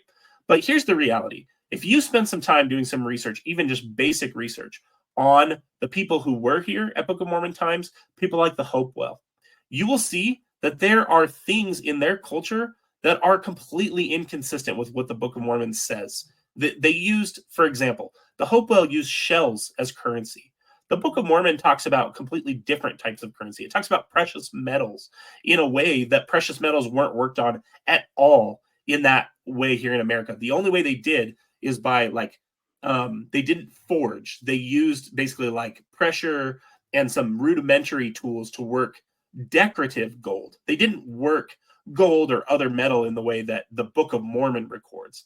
So the problem that's increasingly happening for Book of Mormon historicity isn't, as the apologists claim, the things we don't know. It's the things we do. And DNA is one of those problems. If you'll go to the next slide to kind of make this point, this is just an for example. anybody out there who doesn't know, thorough DNA analysis has been done of Native Americans going back till a long, long time ago, Right. and throughout the North and Southern hemispheres. And the current understanding, which seems pretty solid at this point, is that there is no Hebrew DNA in the United States population, or excuse me, in the Western Hemisphere's population, North and South America, the whole 9 yards, from before Columbus. That's from the Near East. Right. Did I get that right? There's no Hebrew in it, in other words. You did nail it. There is one marker that some people, if they squint, the X2A gene, but that is a post-Columbia. If you look at the actual data, it is a marker that's shared by Semitic people, but it is post-Columbian only. And so just like the archaeology, the problem increasingly for the Book of Mormon isn't what we don't know. It's what we do. It's that we know about these people, and it doesn't match what the Book of Mormon claims. It looked like you had something to say. Yeah, so there are all these different unusual situations where the normal rules don't apply because of something unusual that happened in the culture, in the society, historically. And they result in different things like genetic drift or bottleneck effect. These are not common. These are exceptions to the rule. Well, so, let me pause you right there, because genetic drift. So my undergrad, I know it's a weird pivot for a lawyer, but my undergrad degree is actually in micromolecular biology. My brother's a genetics major from BYU. We both graduated from BYU. Thanks for the education, BYU. Genetic drift. You should be convinced by this apologetic. Well, that's the problem, is I actually learned real science at BYU. Much to their credit, I will say their science program is excellent. I took 3 human evolution courses while I was at BYU, and it actually convinced me of human evolution, which before I thought was, I just bought into typical kind of tropes. I just wanted to pause and say, you're right, that founder effect. So the 3 different genetic kind of anomalies that Austin points to is genetic drift, which actually happens every single generation. That's just the idea that we have variation among populations. That's what causes evolution by natural selection. And then the founder effect, which is the idea that if we could just use Adam and Eve as an example, right? If we have a very small population that moves and starts a new population, the genes of that population or of those 2 founders are going to be overrepresented in future generations versus. So the basic idea is, if Lehi's family had some weird genetic marker that was completely divorced from Semitic peoples, that's really the implicit argument they're making here. They never actually come out and state it. They just basically want to throw shade at DNA science and act like it's not solid, but the reality is it is. So if Lehi wasn't Jewish, then that explains why we don't have any Jewish DNA pre-Columbia. Exactly. And again, the problem with that is not that we don't find Hebrew or Semitic DNA anywhere in the Americas. It's that we have extensively tested the DNA of people all around the world, and not once have we seen links to Semitic peoples. But more than that, we know where those people came from. We know that they came from East Asia, not from where the Book of Mormon indicates, from the Middle East. That's the real problem. It's what we do know, not what we don't know. The last kind of genetic anomaly that he talks about is bottlenecking, which is just the idea that if you have a really strong selective effect, whatever it is, you have a famine where a certain part of the population is able to survive, whoever survives is going to be overrepresented in future generations. All of those are real genetic. Well, that's like a founder effect 2.0, isn't it? Exactly. And so they're just pointing to the fact that those things happen, at least in some way, in the Book of Mormon. Again, genetic drift is the only one that's really not an anomaly. They're so desperate for exceptions, they're going to take the same one and count it twice, really. Yeah, in a way. And so to kind of make this overall point that the problem for Mormonism here isn't what we don't know, it's what we do. I just included kind of a snapshot of my 23andMe ancestry composition. And the point I was just going to make here is they are able to trace 100% of my genes. You can see that I'm 99.7% European with 97.1 to Northwestern European. It even goes, below that, 42.9% of that 97% is British and Irish. 24.8 is French and German. Every single person on the planet can do this, and we've done this from a lot of different representative samples all across the world. They can even trace how much Neanderthal DNA you have. I have 0.03%, as well as 0.03% Coptic Egyptian, which is odd to me. I want to know how that was introduced to my genome, but I'm more than half Neanderthal. I believe it. They had a bigger brain size. That's why I believe it. See where I got him. So again, my point here is just they want to use these genetic anomaly exceptions to hide. And the problem there is those might be convincing if the problem was what we don't know. The problem isn't what we don't know. It's what we do know. Yeah. And genetic science is so solid. This is just looking at chemical compounds and sequencing them. That's my overall point here, is that these apologetics are really bad and they're not at all convincing. And they contradict the text of the Book of Mormon. Like you said, if they win on this argument, congratulations, you made the Book of Mormon false in 2 Nephi 5. It's a two-edged sword. And that's what I meant when I say apologists hide among the exceptions. Right. So let's go on and see what we have next. Oh, RFM slides start here. Oh, we're in for a roller coaster of fun. We'll see if my voice holds out. I think it will. I'll have Kolby here to help me out. Nahom and me. Nahom was one of my favorite evidences of the Book of Mormon back when I was a Mormon apologist. And actually, even up until this past week when I started doing a deep dive on the research and what the evidence actually is, which I had not really done until now because I didn't want to find out. And now that I did, I've been disappointed regularly this week. Shocked, but not surprised. I can attest because you called me multiple times to say, holy crap, I can't believe. Can you believe that the apologist didn't tell me this about Nahom? Yeah. This is what I felt like. Okay.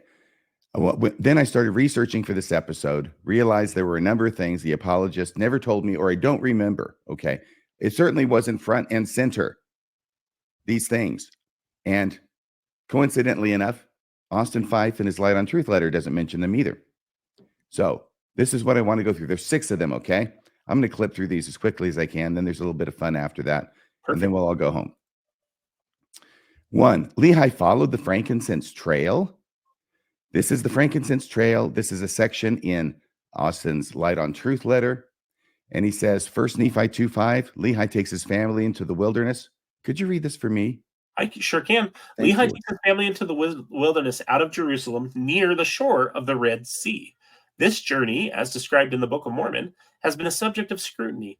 However, long after the Book of Mormon was published, historians made a significant discovery: the frankincense trail. The trail was in use in Lehi's day and fits the description of Lehi's journey out of Jerusalem. Details such as the Valley of Lemuel, the Laman River, and the decreasing fertility, the further Is that correct? The decreasing fertility? That's what he wrote, but it's wrong. Okay. Okay. The decreasing fertility. The further south Lehi's family traveled, all aligned with the Frankincense trail. If Joseph Smith made up First Nephi. Oh, you don't even have to worry about that stuff. Okay, perfect. All those inane questions. Okay, so let's check this out, shall we? Now, this is someone who was over in Reddit, and they knew what they were talking about. I clipped their comments because they said it so well, and then I went back and did research to make sure that what they were saying was right. And it is, and I'll show you. He says, and this is about the Light on Truth letter, about this chapter, right? Yeah. It isn't true that archaeology backs up Lehi's journey. Lehi couldn't have been following the Frankincense trail because it runs along the eastern side of the mountain range that divides the coastal region from the inland of the Arabian Peninsula. That's dense. We'll unpack it here in a minute. The Book of Mormon, on the other hand, has Lehi's party traveling in the borders of the Red Sea, which are on the western side of the mountain range. So this is huge, okay? Because he's absolutely right. Now, we have Austin quoting 1 Nephi 2:5, right? When Lehi takes his family into the wilderness out of Jerusalem, they're near the shore of the Red Sea. That's where they stay. And we'll find this in 1 Nephi 16, verse 14, right? We did go forth again in the wilderness, following the same direction, keeping in the most fertile parts of the wilderness, which were in the borders near the Red Sea. Then they have the whole broken boat incident. Right. And after that, dust up, verse 33, it came to pass that we did again take our journey, traveling nearly the same course as the beginning. And after we had traveled for the space of many days, we did pitch our tents again, that we might tarry for the space of a time. Okay, and then they come to this place that was called Nahom, right? Sure. They sure do. Verse 34, Ishmael dies right after that, and they come to the place called Nahom, and Right. everybody's sad, so they bury him. And then at the top of the next chapter, let's see if we have it here. Yeah. That's when they take their journey from Nahom, and then they travel nearly eastward from that time forth, okay? Right. Right. It's from Nahom. And they waded through much affliction in the wilderness. They ate raw meat, so they didn't have to make fire because they didn't want to come to anybody's attention. That was important. They don't want to get returned to Jerusalem because Nephi would be in a lot of trouble for killing Laban. Right. Okay, so here's what I want you to see, all right? Look at the west coast of Saudi Arabia, and you'll see this massive mountain range, up and down.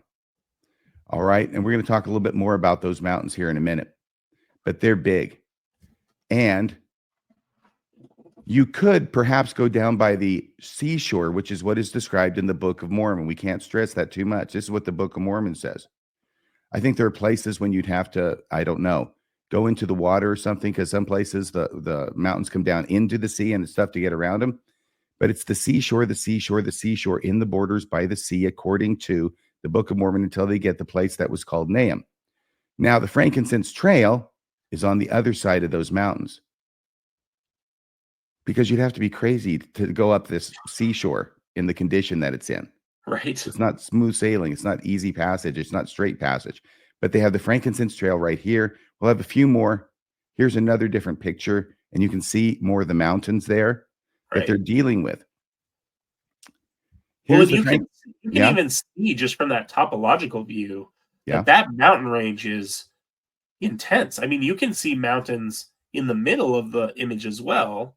And so the fact that this is so differentiated, it's got to be really topologically pretty severe. Yes. So here's some different things I found on the internet, the Frankincense Trail. And you'll note this Frankincense Trail does not go along the coast.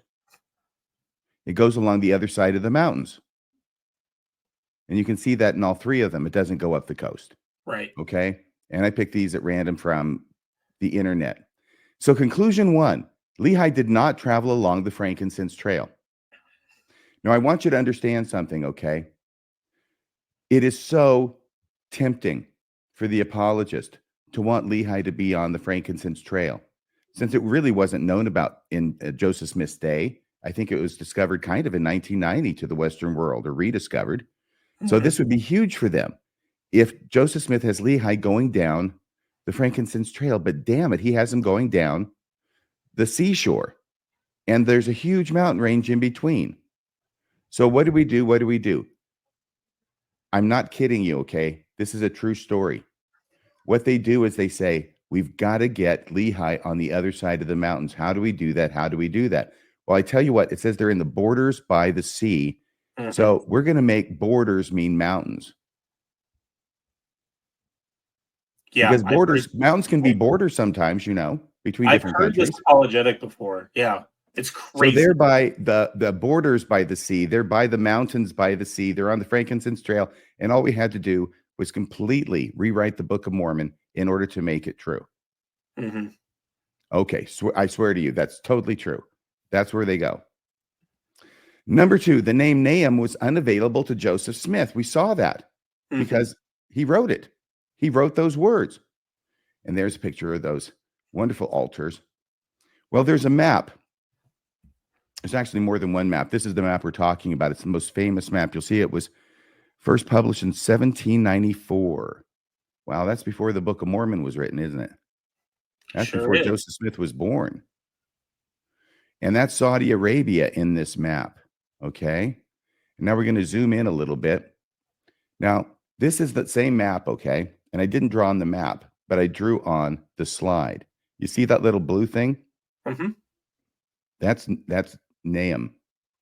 Okay. That's where Nahom is marked on the map. And this squiggly line that goes up above it from the Red Sea, what that's doing, I think, is it's demarcating Arabia above it from Yemen below it, because I think that's Yemen. That's the border of Yemen there. I've zoomed in. I'm sorry. Yeah. I've zoomed in on the image, and it looks like they spelled it, at least on this map, Nehem, correct? Yes. Okay. It's right there, Nehem. And now I have it in yellow. So what I want to show you here is that here they have the scale. The top one is in miles. You can see 100 miles. Each one is about what? Well, each white and black shaded area is 25 miles. And then there's 50, 75, 100.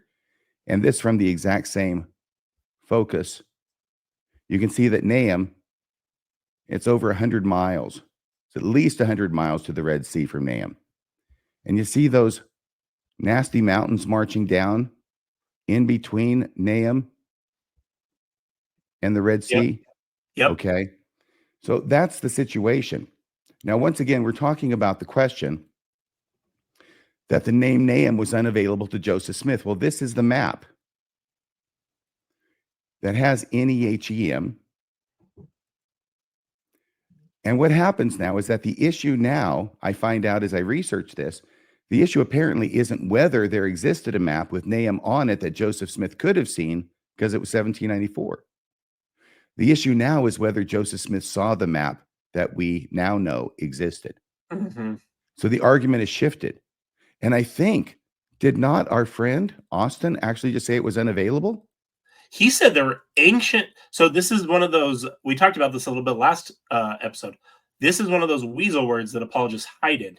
He said there are ancient maps that were unavailable to Joseph Smith, saying nothing about whether there was a basically contemporary map that Joseph Smith could have obtained in some way. Well, regardless, I know he didn't tell us about this map. That's all I know. Right. It seems like he should have, just to be honest. So I went to Fair Mormon. This is where they have the argument, okay? This is the argument that's ongoing at Fair Mormon. And the question that they say is, did Joseph Smith have access to materials related to Nahom at Allegheny College, which is in Pennsylvania? They call it a 1782 map by Karsten Niebuhr. And I don't know. I mean, it's the same map. I don't know if he did it twice or there's two publications. Anyway, it's before Joseph Smith was born. Right. And it was there at the library when Joseph Smith was alive. So what they're saying is this 1782 map, we've located it with the name Nahom in it, Nehem. A copy of this map was located at Allegheny College, which was 320 miles away from Harmony Township, Pennsylvania, during the time that Joseph translated the Book of Mormon. So he could only have seen it while he was translating the Book of Mormon. Seems to be implied there. Right. But what their argument is that, no, Joseph Smith couldn't have seen it, wouldn't have seen it, never saw it because it was 320 miles away, at least the one of two that we can locate. Can you read this part that's in yellow there and the gray part above? Yep. So the gray part above is kind of like Fair Mormon's heading. It says, Allegheny College at 320-mile distance was too far from Harmony Township for Joseph to have seen the name Nahom on one of the maps located there. Wow, that is a really bold assertion. Fair Mormon has acknowledged that 2 books were available at Allegheny College in Meadville, Pennsylvania, containing maps which showed the location of Nahom, alternatively spelled Nahim or Nehem. We concluded that even though these books were present, that they were not located close enough to Harmony Township for Joseph Smith to have utilized them. That is... But what's more likely? What's more likely? That Joseph Smith went further than they say he would have, even though it's in the same state, or angels and gold plates? Yeah, and I'd also just point to the way the apologists spin stuff like this. When someone is so willing to tell you and say affirmatively that they know something they cannot possibly know, you need to be aware of that. The fact that they are saying definitively that they weren't close enough for Joseph Smith to have utilized them, there's no hedging, there's no probability, oh, it was unlikely. They literally say, we have concluded that they were not located close enough for Joseph to have utilized them. They have no basis to say that. It's ridiculous to even say. Well, of course, they also want him in Harmony, Pennsylvania, so he's as far away as possible. So it had to be while he was translating the Book of Mormon there that he would have seen it. Couldn't have been before. By the way, I think this is a fascinating discussion. I'm more inclined to coincidence, but it's a fascinating discussion nonetheless. And so we get done with this. My conclusion to number 2 is Joseph Smith may have had access to the name NHM on not 1, but 2 maps. And there's actually a picture of the library I found. The library, Allegheny College, Meadville, Pennsylvania. That's probably the one right there that they had 2 books, 2 maps with that NEHEM or NIHM marking the spot. So number 3 of 6 things that the apologist didn't tell me and that Austin Fife didn't tell you. Nahum is on the trail that Lehi followed. Now that's what he tells you, okay? And let's put it this way. The Book of Mormon is very clear that Nahum is on the trail that Lehi followed. That's how they came to Nahum, okay? Going the same direction down by the seashore, they hit Nahum. That's what the Book of Mormon says. And then I have a couple of other thoughts here. Remember, we're talking about these things and thoughts come to mind. By the way, why did Lehi need the Liahona so early in his journey, which was way up the coast, hundreds of miles? Why did he need the Liahona so early in his journey if he was just going to follow the Frankincense trail? He wasn't following anyway. Can I point out something obvious too that's just striking me for the first time? Yeah. He had murdered Laban, and people knew, right? Like there were people who would have known because they had these previous altercations.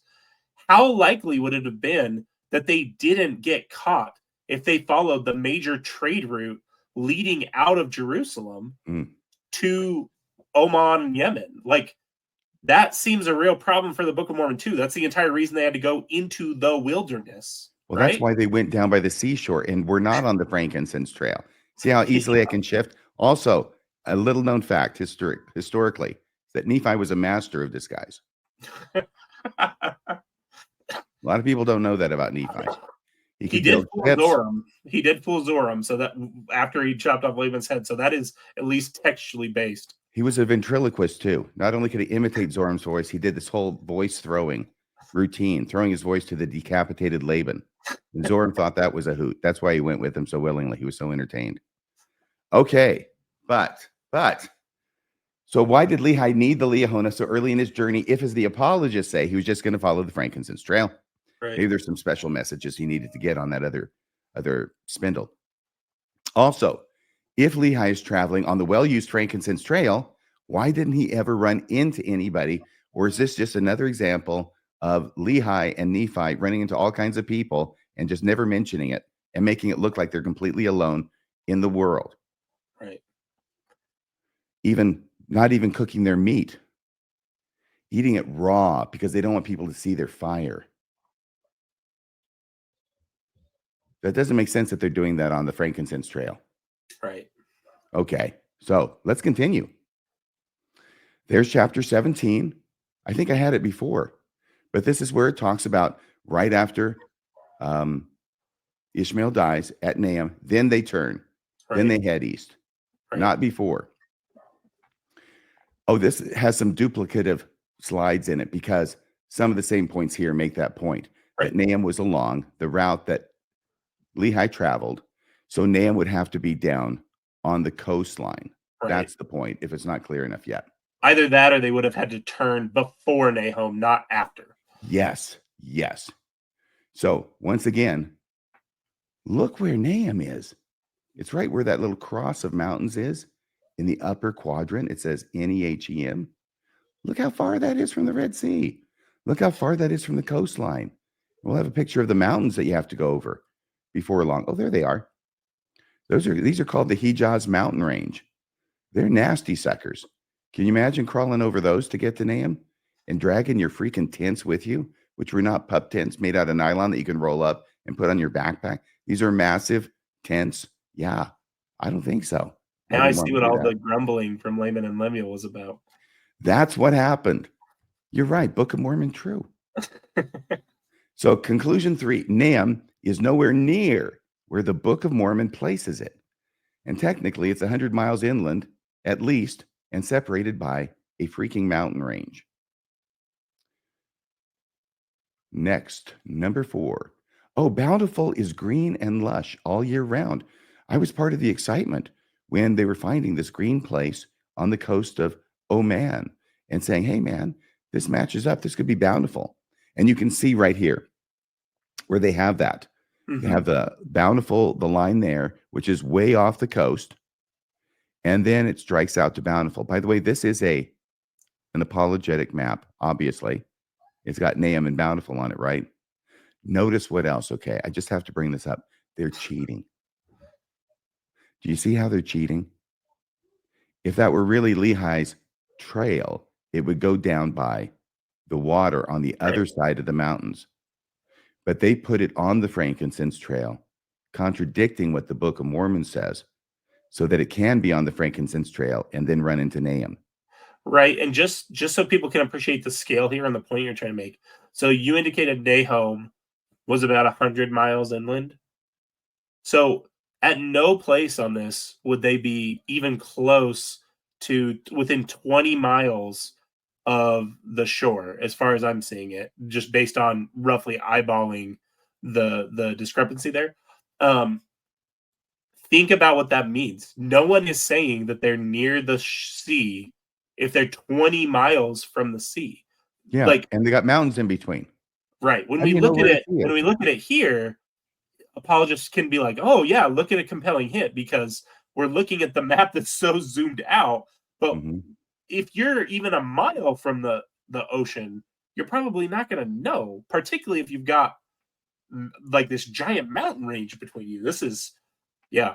Well, this was the third spindle in the Liahona that we don't read about. It was the GPS function. That's how they knew that sea, it's over there 100 miles away on the other side of the mountains. All right, next one. So this is Bountiful. It's green and lush all year round. Question mark. I don't know that I ever read apologetic material that affirmatively said that, but I sure had that impression. Right. Much to my surprise, it's not. So this map is from the Light and Truth letter. Oh, this is another one, right?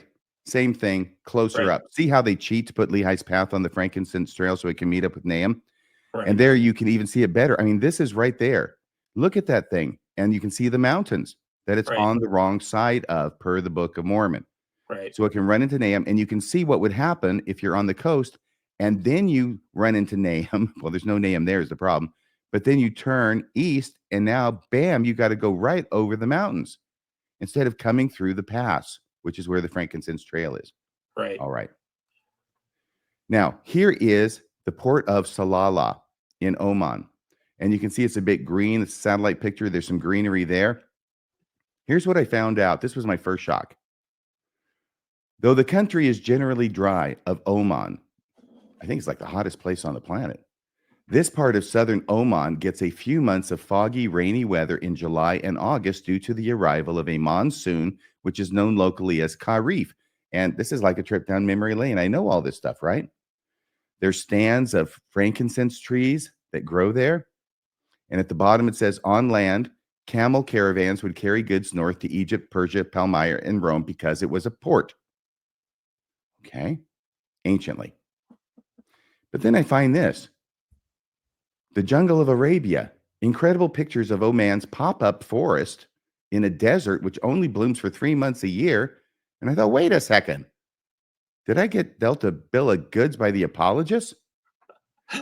So this talking about the same place. This transformation happens for a few months each year, sees temperatures fall from 50 to 20 degrees overnight. I did the math. Did you go and do the math? It's 212 degrees. No, 22 degrees. It's hot. It's not that hot, but it was 122 degrees, 50 degrees Celsius. 122 degrees. Can you imagine that? I And can 20 because degrees. I served my mission in Arizona. So I absolutely can imagine 122 degrees. Oh, really? Okay. How about 68 degrees? Because that's what 20 degrees Celsius comes to. I mean, that's got to be like a huge blessing if you happen to be there in Salalah. Mm-hmm. So it's between June and September every year. Salalah is blanketed by a monsoon of cold mists, thick fog, and rain.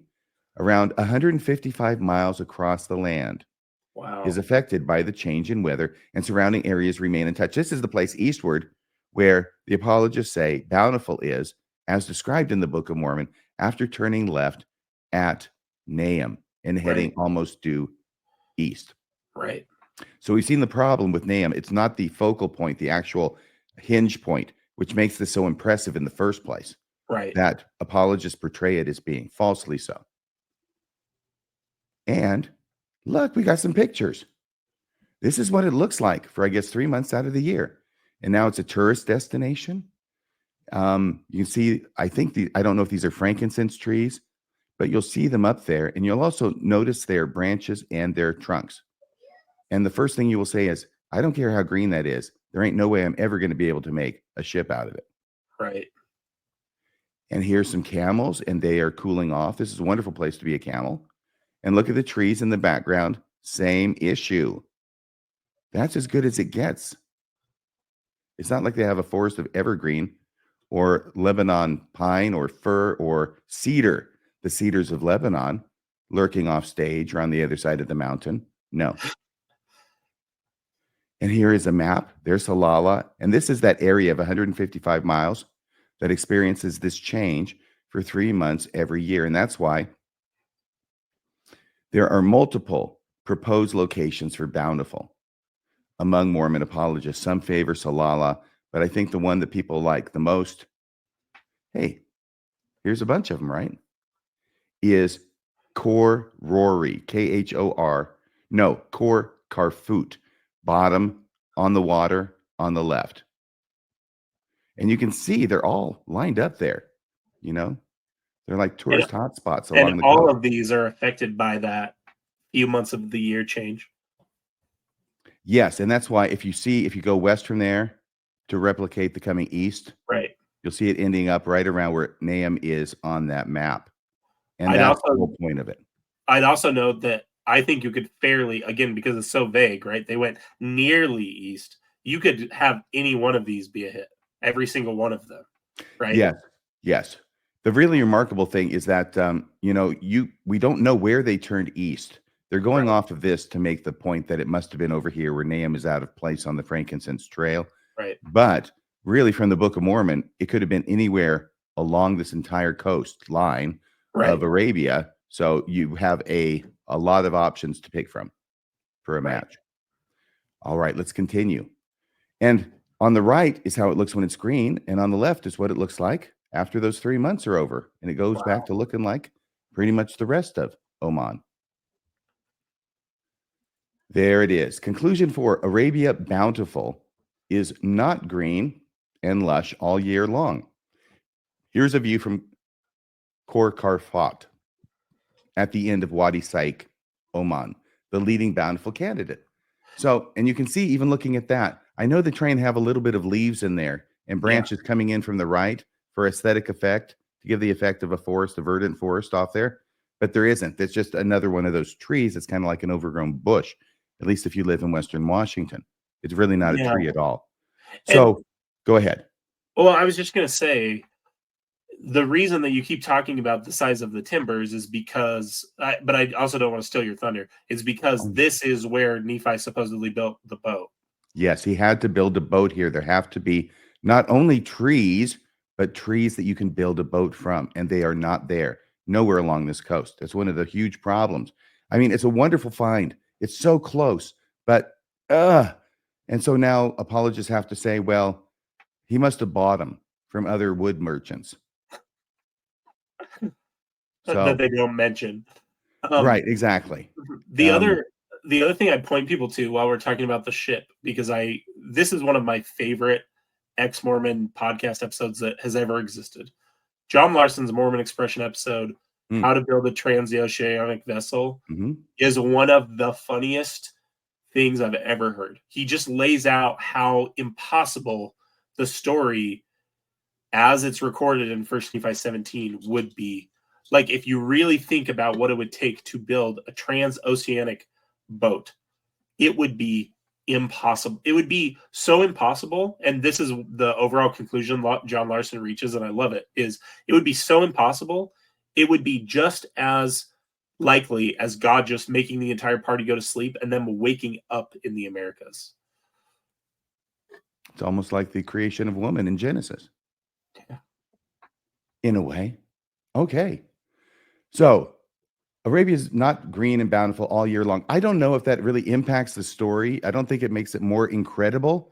Maybe it does, but it was such a shock to me that I did not know this until I had to do the research to find out what the apologists weren't being upfront with me about.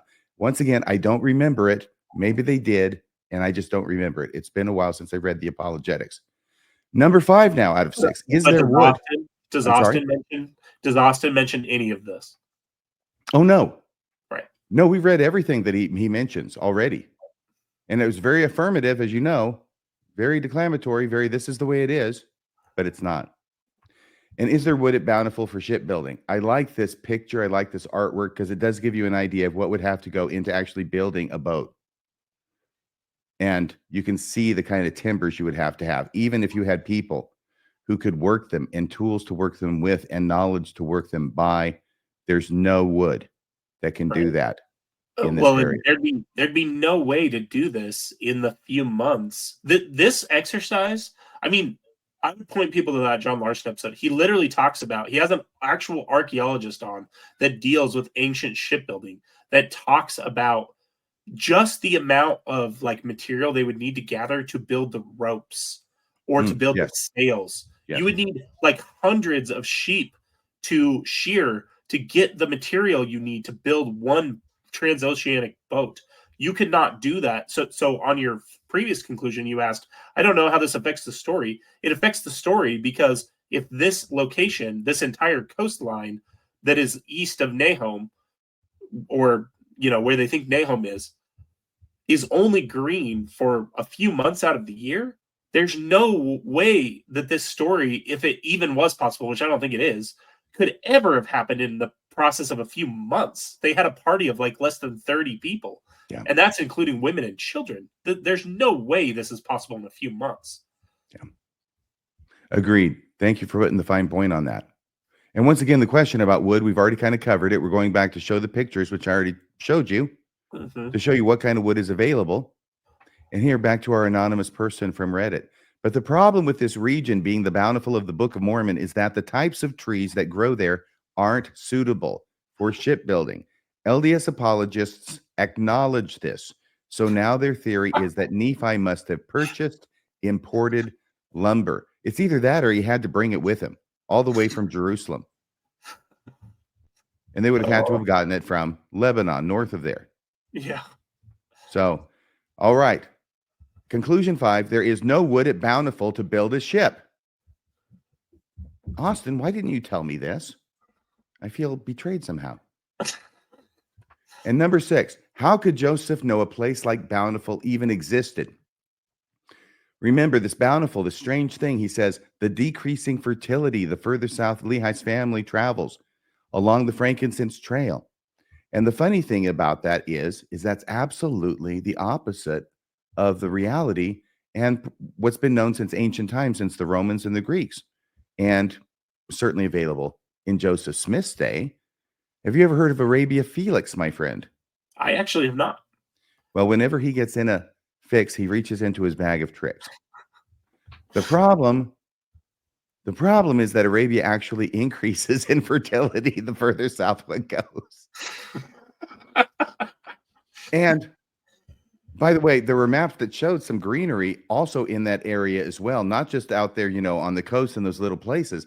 But Joseph Smith is having his company travel south into a fertile area that's called Arabia Felix. Felix means happy. It also means fecund. It means fertile, right, as well, which is why it's called Arabia Felix. If you got to be in Arabia, this is like the best place to be. And here we have from Wikipedia, just to corroborate what I just said. Yeah. Okay. There were 3 regions into which the Romans divided the peninsula: Arabia Deserta. I bet you can guess what that's like. Arabia Felix and Arabia Petria. And I think that's of the rocky, the desert, and the fertile. 3 different areas of Arabia. Okay. By the way, once again, I wanted to go back here. We have our map, and you will see above, arcing above the blue circle, you can see Arabia Felix. Arabia Felix, I see it. Yep. Right. So it's the southwestern most area in Arabia. It's basically around where Yemen is now. And Yemen was when this map was made too.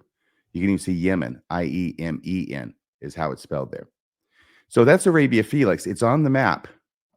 And here's another map where it's easier to see. Arabia Felix, the Danish expedition of 1761 to 1767. A different map by Thorkild Hansen has Arabia Felix right there. Okay. So conclusion 6. By the way, there's the 3. Arabia Petria at the top, Arabia Deserta in the middle, and Arabia Felix at the bottom, and Yemen down there. Conclusion 6. It is quite plausible Joseph Smith did know a place like Bountiful might exist in Felix, Arabia, in which direction Lehi is traveling. So maybe it's not that big a shock after all. It's a nice correspondence, but I don't think it's a big shock. Right. All right. So, in sum on this point, 6 things not shared with the reader by Austin Fife about NHM. Lehi did not follow the Frankincense trail. Nahom was on a map in Joseph Smith's day. 2 maps that we know of. Nahom is not along the path the Book of Mormon describes. Bountiful has greenery only 3 months out of the year. There is no wood in Bountiful for building a ship, and Joseph Smith likely did know southern Arabia was fertile and green. So why do you think Austin doesn't tell us this? Well, for Austin's sake, I'm going to say he just doesn't know. And in his defense, I wasn't clear on a lot of the stuff until I started doing a deep dive. But then again, I didn't write a book about it. Yeah, for 1798. Do you remember off the top of your head on point 5? I'm mostly just curious, but you said some apologists have acknowledged that Lehi or Nephi must have bought the timbers from someone else, some timber traders that aren't mentioned in the story. Yes. What apologetic resource do you remember off the top of your head? I don't have one, just that comment. And because this person was right about everything else, I put it up there and figured he probably knew about that too. There's no other place it can come from. Yeah. It can't come from anywhere else. They didn't grow it themselves. No. Either they brought it with them or they bought it, because there isn't any there. Maybe it was like manna from heaven. They went outside the tent and there were just these cedars there. All right. So moving on now at a quick clip. Oh, the sunken city of Jerusalem. He has this in there. See those pretty pictures? One's above water, one's below. I'll let you guess which is which. It's Lake Atitlan. It's from 3rd Nephi chapter 9. After the destructions happen, and then the voice from Jesus comes from heaven, surveying all of his destructions and boasting in them, and saying in 3rd Nephi 9 verse 7 about Jerusalem and the city of Jerusalem and the inhabitants thereof. And waters have I caused to come up in the stead thereof to hide their wickedness and abominations from before my face. So a bunch of cities getting destroyed in a lot of different ways, some having earth thrown up on them, some sinking into the earth, a lot of them getting torched with fire, and then others sinking into the ocean or having waters come up in order to engulf them. And this is the destruction that happens one day. And then it's like later that night or later the next day when this voice starts coming out of heaven and just, I don't know, doing the victory lap, I guess, around the field and saying, ha ha, I got you guys. But this is the one about Jerusalem and the waters. This is the exciting one because remember, we've got water in a lake in Mesoamerica and there's stuff under it. It looks like there's a city under it. The apologists' lips are smacking. Can I say one thing real quick? Yes. It is an interesting juxtaposition that this happens because the darkness, the destruction happens immediately as Christ is crucified in the old world, right? Mm-hmm. What an interesting juxtaposition of Father, forgive them for they know not what they do, to wrecking, vengeful, I need to hide the wickedness and abominations. It seems almost entirely contradictory, RFM. Well, it's misdirected anger. Yeah. He was actually angry at the Romans, but he took it out on the Nephites. Yeah. It's either that or what's being described is Jesus' second coming. I think there might be some to that. Now, this is from his Light on Truth letter, Sambaj in Atitlan Lake. And Sambaj is the name of this city that's under the water. It's really exciting. They found it in 1985. I tell you what, can we give his version of this? Yep. If you'd read that, Kolby. You bet. Yep. Sambaj in Atitlan Lake. The late John Sorenson, the same apologist we read the piece from earlier, BYU professor of anthropology, theorized that the events of the Book of Mormon occurred in Mesoamerica. He estimated that the New World city of Jerusalem could have been along Lake Atitlan's southwestern shore in modern-day Guatemala. I'll just pause and ask, I didn't look up that footnote. Why did Sorenson reach that conclusion? Do you know off the top of your head? I think that he equates Atitlan with the waters of Mormon. And other than that, I can't remember. Next to a lake? I mean, how many lakes kinda. are there? Okay. Other than that, I can't remember. 35:9:7, which is the verse you had displayed, says Jerusalem was one of the inundated cities where the, quote, waters have I caused to come up in the stead thereof to hide their wickedness and abominations before my face. Yeah. Since John Sorenson's 1985 research, archaeologists have found the remains of a ruined ancient city buried underwater on the southwestern shore of Atitlan Lake. Yay for the apologists. Yay for the Book of Mormon. They did it. Right where John thought it might be. The city is named Samabaj after the diver who found it. The sunken city includes 30 ancient homes, a plaza, staircases, and even saunas. It features no fewer than 16 religious structures, including at least 7 stelas. I'm not sure I would call a stela a structure. That's just a standing stone, right? Yeah. But a standing stone marker that often signified power and authority in antiquity. Scholars analyzed the city's ceramic remains and analyzed them to be between 200 BC and 300 AD. Do you want me to read the next part? That's good. That's absolutely good. Scholars analyzed the city's ceramic remains and estimated them to be between 200 BC and 300 AD. The importance of that is that the Book of Mormon says this happened around 30 AD, because it's right when Jesus is getting crucified over in the old world.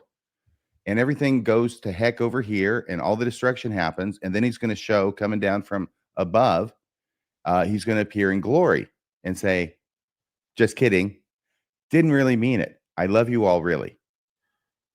I kid because I love. I destroy because I love. Okay, so if we go on here, though, what I did was, you see this part that's in blue, a ruined ancient city, that hyperlink? I clicked it. Yes, I did. I clicked it. And you know what I went to? Apologists hate this one trick, actually checking their footnotes. It goes to Scripture Central. And I only have this big one, so you can see it's actually Scripture Central. Now I'll go in, focus in a little bit on their conclusion about this lake. It remains uncertain if Samabaj and its sudden flooding had anything to do with Book of Mormon peoples or the destruction reported in 3rd Nephi. Current estimates date the site's flooding several hundred years too late. Austin, you cited to this. I mean, it's not just a footnote. You actually wrote it out and have the entire sentence be a hyperlink to this article. If you just read the conclusion, is everything okay? I just knocked my light over. Okay, good. I didn't know. I thought it might be caused by a cat or something? No. No. Okay. Clumsy foot. What happened? My clumsy foot. Oh, your foot. Did it catch the wire or something? Yeah. I hate when that happens. Okay. But it's too late. It's not just a little too late. It's hundreds of years too late. And I was mocking Austin, our good friend Austin. I mock with love too. That if he's going to cite to this, you don't have to read the whole damn paper, okay? Just read the conclusion.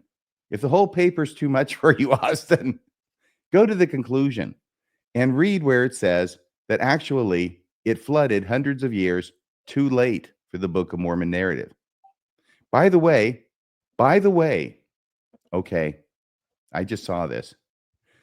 Current estimates date the site's flooding several hundred years too late. Based on what? The latest samples of ceramic remains at the site. Excuse me? What did you tell us, Austin, on the underlined part? You said scholars analyzed the city's ceramic remains. We're talking about the same thing.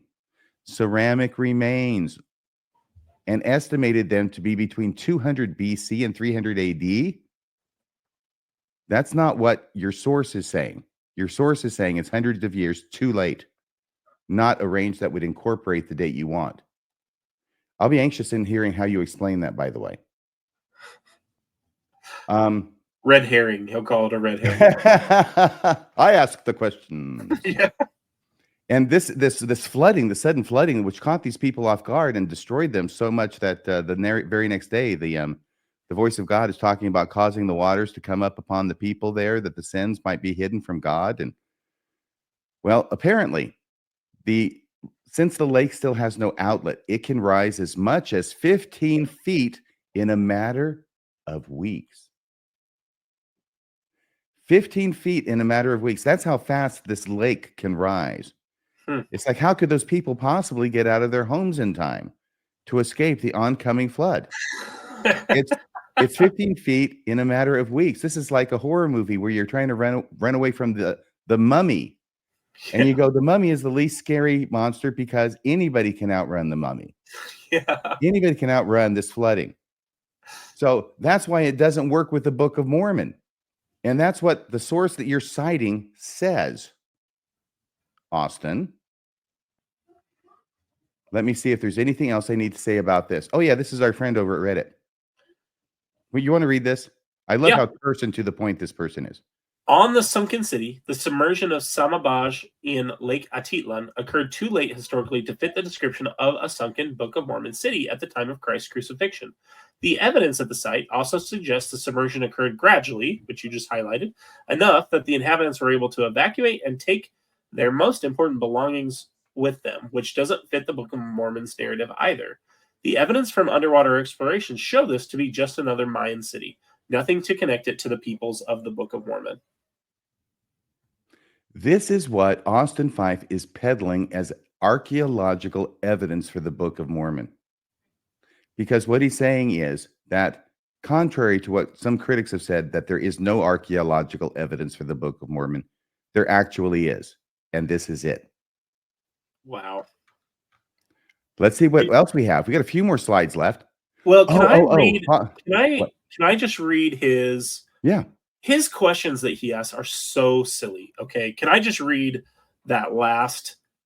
We didn't read that last paragraph, but I want to read it because I had one thought real quick. So he says, after presenting the evidence incorrectly, as RFM's just highlighted, he asks these stupid questions, which he asks at the end of every section. Does this conclusively prove the Lamanite city of the Book of Mormon called Jerusalem is definitely at the bottom of Atitlan Lake in Guatemala? Not by a long shot. Then why are you talking about it as evidence of the Book of Mormon? Austin, continuing. However, if I were to believe the critics, I would have to believe that Joseph Smith had the audacity to make up a book of scripture and say it was history. Then in time, only to see more evidence pile up supporting the history of that book's claims. Now that is unbelievable. So what he's talking about is he's saying, this isn't the evidence, but how in the world could Joseph Smith have thought of a sunken city? It's like the sunken city of Atlantis is one of the most compelling and long-lasting myths dating back thousands of years before Joseph Smith, Austin. It's like you didn't even try to even casually think of explanations aside from miracles. Now that is unbelievable? No, that's completely believable. I would bet every single culture in the world has stories about a sunken city, or an overwhelming majority of those cultures that are next to water. It's just something that's going to happen from time to time. And I just want to say that this is in the midst of his presenting evidence where he is very incomplete in his presentation and saying things that just aren't true because it suits his narrative. And then says, this is evidence that supports the Book of Mormon, which we have shown once you go past his presentation. And sometimes all we have to do is just look at his sources. We find out, no, it's not. It is not evidence of the Book of Mormon. And to have Joseph Smith say, going off of his last two lines, I would have to believe that Joseph Smith had the audacity to make up a book of scripture and say it was history. Well, actually, then in time, only to see no evidence pile up supporting the history of that book's claim. That's what's really going on. There's no evidence supporting the history of the book's claim. And he says, wow, that's unbelievable. No, that's actually quite believable. What's unbelievable is the lengths that apologists will go to make things that are not evidence of the Book of Mormon into evidence of the Book of Mormon. And they either have to twist the Book of Mormon, they have to twist the evidence, or both to do it. Right. This is coming back to the way we opened, talking about what actual positive evidence of the Book of Mormon would be. I'm not going to do a straw man and say this is the only type of evidence that would indicate the Book of Mormon is true. But can you imagine if this Atitlan Lake at the bottom had Hebrew inscriptions with the word Jerusalem on it? Now that would be absolutely incredible. That would be unbelievable. I would not even attempt to explain that away. I would just think, holy cow, that's a really impressive hit.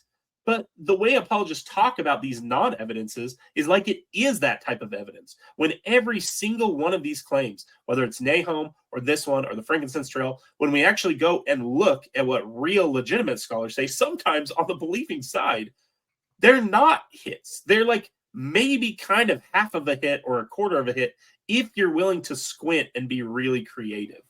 Yes, well, Brad Wilcox was last seen getting into a wetsuit and being submerged under the surface of Lake Atitlan with some kind of, I don't know, some kind of hammer and chisel. Other than that, I don't know what's going on. The mental image of Brad Wilcox in a wetsuit is something I never needed in my Fortunately, life. no killer whales in Lake Atitlan. Yeah. All right. So we went back there. We talked about this. Following the breadcrumbs to the truth on Nephite fortifications. I'm going to do this really quick, okay? Here's the bottom line. Bottom line is this, is that Book of Mormon describes Nephite fortifications in exactly the same way that ancient Native Americans created fortifications in Joseph Smith's neck of the woods, all right? So it appears that that would be a likely source if Joseph Smith were creating the Book of Mormon as opposed to supernaturally dictating it. That would be a source for his architecture for the forts and the structures, right? Right. According to the apologists, though, hey, we got the same stuff down in Mesoamerica. And so that's where it must really be. That's really what it was. It was down there in South America or Mesoamerica, because up here, these are at the wrong time. These ones up here in North America, these are at the wrong time. They're not at the, all of a sudden they become very concerned about the time frame. And obviously, these are the apologists who are the Mesoamerican apologists, not the Heartland apologists who would just groove all over this stuff, even though they have to recognize Joseph Smith knew about it at the time as well and could and probably was using it as a source. Right. Okay. I mean, even the Zelf story we referenced earlier is literally an earthwork that we know Joseph Smith encountered. Yes, absolutely. Thank you. So here's the thing. This is where I was actually not in the office. So I'm looking at it on my phone and taking screenshots of the Light and Truth letter. And here's what he says about limitations of archaeology in the New World. This is where he's going on and on making excuses for why there's no archaeological evidence for the Book of Mormon in the New World. He says other suggestions. Oh, let me put it here. Theories include the hemispheric model, the limited Mesoamerican model, and the heartland model, right? And then he says, and Ohio River valleys of the United States. Look at this last line. Other suggestions for where the Book of Mormon took place include the west coast of South America, the Baja Peninsula, and even the Malay Peninsula or parts of Africa. Okay, look, when you have to say this, okay, this is a huge problem. If you've got a book where scholars are all at their throats in different parts of the world about where the heck it took place. This should not be happening. It should. Why is the Book of Mormon so Johnny on the spot, according to the apologists, when they're in Arabia? Okay. But now it comes over to the Western Hemisphere and they can't describe anything for beings. We cannot figure out from the Book of Mormon, though it gives us multiple textual clues as to the geography. Right. There's no map. You can't put it down on the Americas and make it fit. Right. That's the problem. That's why they're going to the Baja Peninsula. It's in the Americas, I know, but it's a rather radical place to have it. And even the Malay Peninsula or parts of Africa. That's how bad the problem is. So I wanted to point that out. And then this part. Isn't it interesting that the fortifications described in Alma 4850, this is the Light on Truth letter, match fortifications of a similar nature among pre-Columbian Native Americans, including the Mayans? Now, why, Austin, are you not telling us that the pre-Columbian Native Americans that do not include the Mayans were making these things right in Joseph Smith's backyard? Why don't you tell us that? You know it, obviously. I know you know it from the way you framed the sentence. You know there are others, but you don't want to tell us about those. You just want to tell us about the Mayans. This is not a good faith effort on your part. And it's described as earth heaped up into a ridge or wall around the city and dirt displacement creating a ditch around the outside of the wall, a timber palisade on top of the earthen wall, and towers above the timber picket with bastions atop the tower. It's kind of like that picture we saw. Well, and one, just to connect the two different topics we've talked about here, the Mayans are one of the people that have been studied. Their genetics have been studied fairly intensively, like the people who descended from the Mayans, I mean, and that's not a hit for them. So why do apologists constantly claim the Mayans? It's because some of the stuff matches, but other parts of it doesn't match at all. And so that right there, again, we have this inconsistency between his arguments on different things. Yes. And even if that's true, that this is different in the Americas close to where Joseph Smith was, these ancient fortifications. Right. And the ones way down in Mesoamerica overlap the Book of Mormon chronology. What does that mean if Joseph Smith is coming up with it? It means nothing. All right. So going on. Oh, I wanted to say this. See, he has a footnote 24 right after he says that the fortifications in the Book of Mormon match fortifications of a similar nature among pre-Columbian Native Americans, including the Mayans. The sentence where he tells us only about the Mayans. Footnote 24. We go to footnote 24. What was the nature of Nephite fortifications? It's a Book of Mormon central article. We have a handy hyperlink. Let's use it, shall we? That takes us over here, where it says it's Scripture Central. Thus, in Mesoamerica, fortifications most consistent with those of Moroni in the mid-1st century BC are those which date to that general time period. Similar fortifications are also known in pre-Columbian North America. Thanks for telling us, Scripture Central. Did Austin not read this as well? Or is this why he framed his sentence the way he did, to obscure this?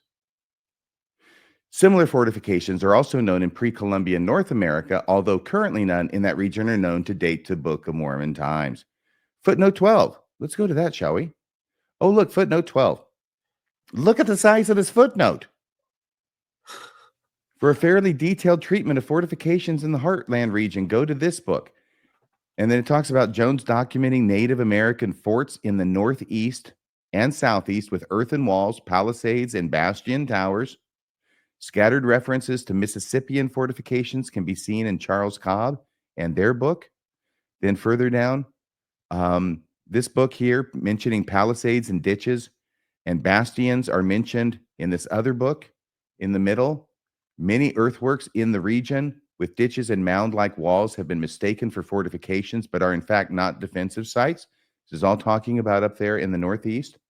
The third column, same footnote. Currently, the earliest evidence for fortifications in this region date to AD 600 to 1000. So that is after Book of Mormon, right? So that's what they're saying there. But, you know, if you go to that first footnote where it says 12 and it says Jones, the Native North American Armor, Shields, and Fortifications, his article from 2004, you can actually find that online as well. And if you go to the chapter called The Castle Builders. And if you read it enough, you'll find this. Talks about a strongly fortified Huron town of Tian Ao Sta Ie, or that could be an L, I'm sorry. The Huron fortress. You know where the Huron is, right? Uh-huh. Yes. There's a lake up there that's named for them. Yes. The Massachusetts, as a tribe, also lived ostensibly at peace with their northern neighbors, the Pawtucket. However, all of these groups had from time to time fought each other, and the possibility that it could happen again led to the construction of a number of fortified villages in the area. In 1621, the Massachusetts commanded 2 forts. In each case, a circular palisade about 40 or 50 feet in diameter surrounded by a breast-high trench. Log palisade forts belonging to the Pequot dotted the Connecticut shore, and the Pawtucket manned 3 fortified villages near the present-day city of Franklin. And finally, if you follow the footnotes, this is why I call following the breadcrumbs. The forts in this area were somewhat less grand than the castle of the Iroquois. The castles, that's why it's called the castle builders. The castles of the Iroquois, typically a palisade of tree trunks 10 feet high and sunk about 3 feet into the ground, surrounded a few acres of land. A few acres. Loopholes allowed marksmen to fire from inside. 2 narrow entry doors were heavily guarded. Large quantities of food were buried at these sites, which suggests the need to withstand sieges. And there is a siege that is described in the Book of Mormon, as well as fortifications matching these in pretty much every particular, I would say. Did you have any comments about this? Well, my only comment, since last episode we talked a little bit about this idea, is the idea of convergent evolution. Like, if we actually look at what the Book of Mormon describes and what the evidence you've been pointing to, right? Austin is acting like this is super unique evidence, almost like it's some type of fingerprint. In reality, what it is it's dirt with like a moat and wood walls. I would bet this is again where we've got to think and look at possible alternative explanations if we're critically thinking. I would bet we would find this exact same type of fortification that he's calling a hit for the Book of Mormon in China at some point in history, because this is just a very natural thing for humans to do. And so they haven't even thought about, like, could people have just done this because this is a very natural way for people to fortify when they don't have stone or they don't have the ability to work with stone, or the time or whatever. Like, that's my biggest thought, is just like, even if you count it as a hit, it's so unremarkable. Like, humans build walls of dirt and stone and wood. It's just a thing that we do, and we've done all throughout history. Yes. If you're going to pile up dirt, it's usually going to be looking like that. Right. Because it's dirt. It tends to go into a pyramid shape, which is why we have pyramids throughout the world, probably. Okay. Now, going to this last thing, I just wanted to make a few comments about this graph, right? Perfect. The anachronisms in the Book of Mormon. And he's got this massive graph. I don't know. I haven't even counted how many. It's 1, 2, 3, 4, 5 columns with about 10, 20, probably about 30, around 150 entries. And what he's saying is, with this first graph, is that this is the way it used to be in 1830 when the Book of Mormon came off the press. Look at all the anachronisms in the Book of Mormon. This is the point of this.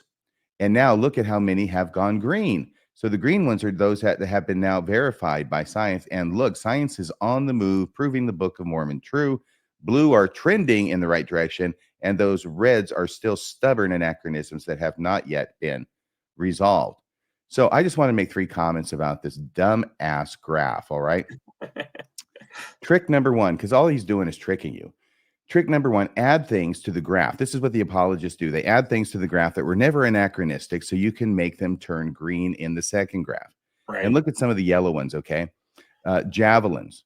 Wow, the ancient Americans had javelins. Really? Okay, let's put that in a graph and make it red so we can turn it green on the second one. Or the very top one is fortifications. You just went through and established these were all over Joseph Smith's region. Yes.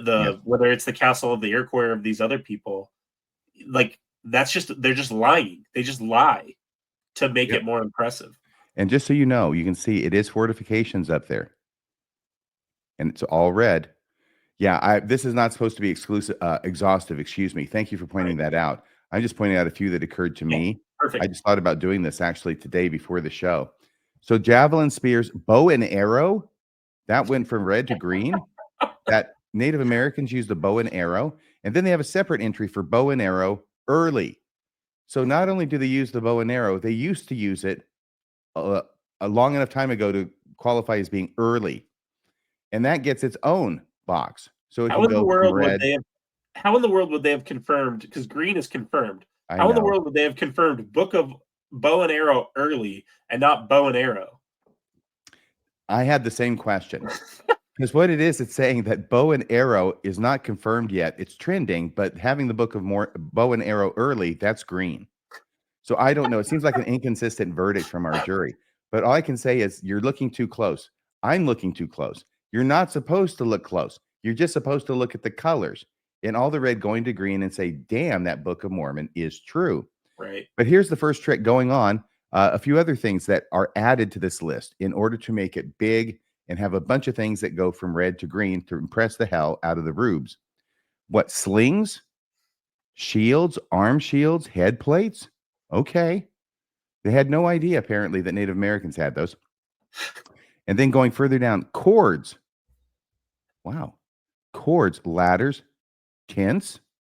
They didn't know that Native Americans had tents. Can you imagine that? That's the second one from the third one from the bottom on the left. I'm just down there where it's yellow. See that? Yep, tents. They had no idea about that. Amazing. And then what's the last thing I have on there? Tents and rations. Yeah, rations. They didn't eat. Who knew the Native Americans had rations? This is what I'm telling you. They add things that were never anachronistic so they can make them turn green and make it look impressive. That's the first trick. Second trick, add items that are not remarkable. So here I just did some in the middle at the top in the sort of purple highlight. Right. And that's new names to locations.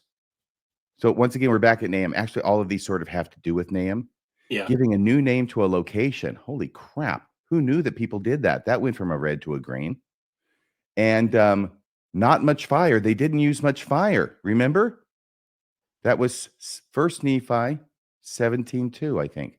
Yeah. Right after they turned eastward. Not much fire. My gosh, that went from a red to a green. What are they doing? This is insane when you actually start looking at it. Raw meat. They ate raw meat, damn it. That went from a red to a green. How, on what basis are they going from red to green? Why is it even on there in the first place? Wow, there's a bountiful site in Arabia. The entirety of southern Arabia was bountiful. That went from red to green. Much fruit. Wow, red to green. Wild honey, red to green. Timber, red to green, and that one's a lie. Sorry, I'm going to get to that. That's trick 3. And that's when I picked up on trick 3 was when I saw timber. I was thinking that's not just not remarkable. That's a lie. Yeah. Ore. Wow, there was ore and mountains. There was a mountain at Bountiful. There's a mountain practically everywhere in Saudi Arabia, and a lot of them. There's a mountain at Bountiful that goes from red to green. Can you imagine? So this is it. Add items that are not remarkable so they can go from red to green. And trick 3, add things that are false or misleading. And you can see I circled timber up there. Mm-hmm. And I just went to a bunch of other places, like on the left, it says large armies. Large armies, like 2 million people. 2 Yes. million people, 4 times as large as the largest army aside from that. That went from red to green. And large army casualties right underneath it, red to green. You can tell they're really trying to pad this thing. And I don't mind padding so much as I do being disingenuous about it. Right. Book of Mormon battle remains. That went from red to green, Kolby.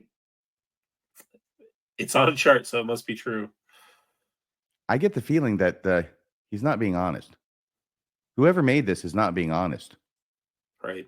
And then down here, a compass. So however they wanted to describe the compass, they're saying it went from red to green. It's not a compass like we know. They changed the meaning of the term compass in order to make it match the Liahona, and that's how it went from red to green. Your apologetic dollars at work. Over here on the second column, we've got, wow, horse pre-Columbian. Kolby, the pre-Columbian horse went from red to green. They have it now. They did it. They do. It's in a circus outside of San Diego. The horse, the pre-Columbian horse, they found it. By the way, just so everybody knows, no, they haven't. This is not what the state of the science is, and it hasn't been forever. Yeah, There were there's horses forever ago, by which I mean like 10,000 years ago, like the last ice age, and then they went extinct. There have not been any horses on this continent during Book of Mormon times and up through the Spaniards and the Italians arriving, especially the Spaniards bringing the horses over after Columbus. There's like one archaeological site where I think it's a horse tooth they found, and there were so many caveats with where it was found that it was like there were so many problems with the sample that the dating was super unreliable. So they're using it was a super tiny horse too, even if it were correct. It was like a baby. It was like a miniature horse, and it was in Florida, if I remember correctly. It may have been like a big dog, maybe not that small. Yeah, maybe not eel hippo small. Can you see the others? Horse pre-Columbian, horse with man. Yeah, they're cavemen, or I mean, very ancient man, if they're going to be around with horses. But they're saying that goes from red to green. And a separate entry for horse in Book of Mormon times, that's trending. Yeah. Wow. Oh, wait. So the horse pre-Columbian, oh my gosh. They're okay. The fact that they're including horse in Book of Mormon times is trending means that the pre-Columbian horse is the ancient horse. Right. That was way thousands and thousands of years before Book of Mormon times. And they're counting that as a victory. So going below that, wild goat, that's still giving them tough time, but elephants and man living together, mass hysteria, goes from red to green on the chart. Can you see that one? Yes. Wow. Then there's timber on the third, which I think is a disingenuous statement. And then over there on the next column, sunken cities. Wow, they got a sunken city right in all of North, South, and Mesoamerica. They found a sunken city. Book of Mormon, true. They did it. Okay. So that's the three tricks there. Once again, add things to your list that were never anachronistic in the first place so you can make them turn green.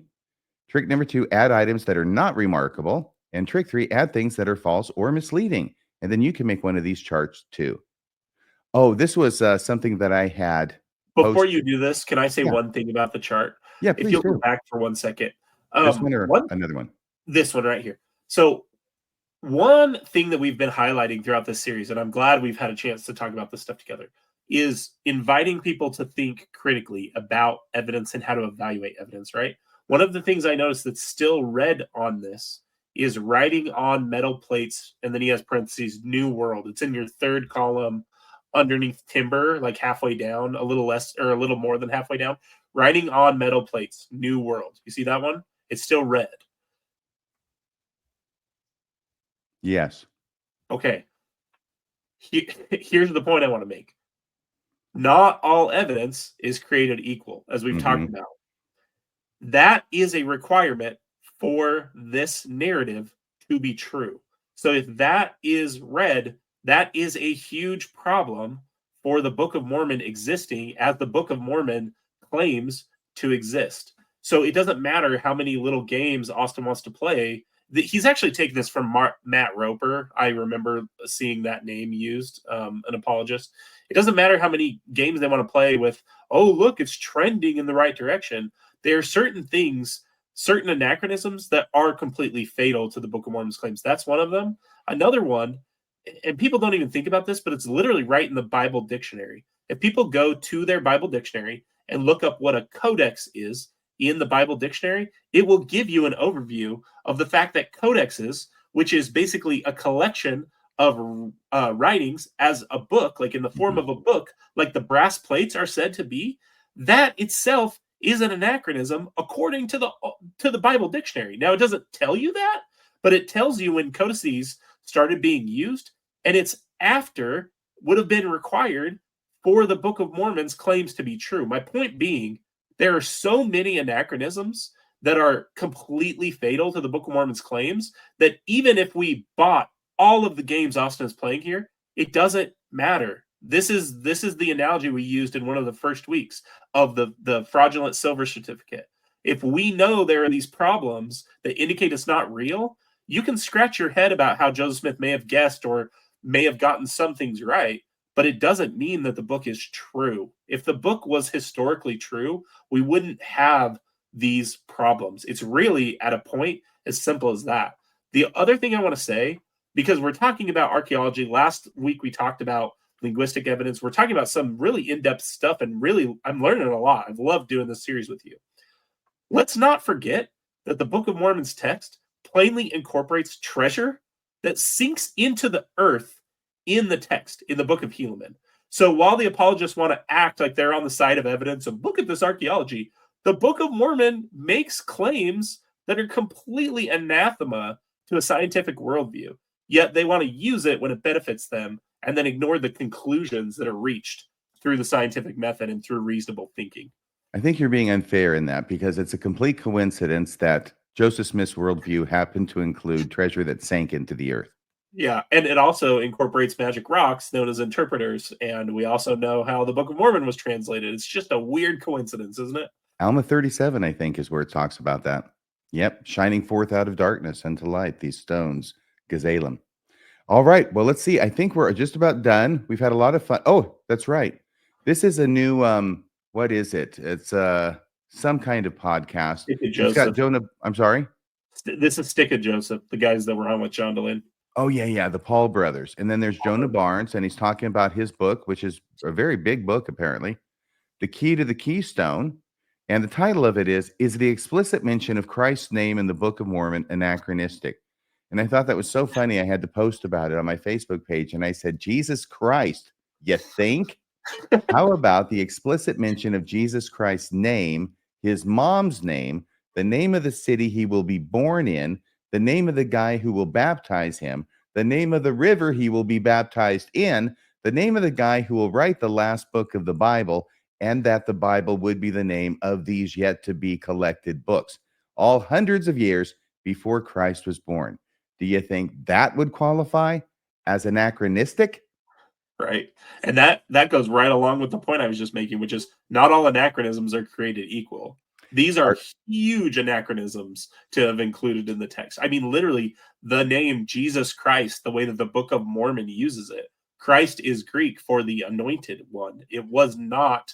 So this is also such a good microcosm of how apologists play these games, because is the explicit mention of Christ's name. They only want to talk about Christ's name. And I don't know if you listen to this, but I guarantee they play games with saying like, well, not really, because they believed in a Messiah.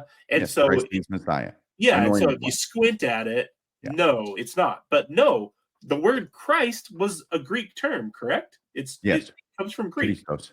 So it is a complete anachronism. Greek didn't exist.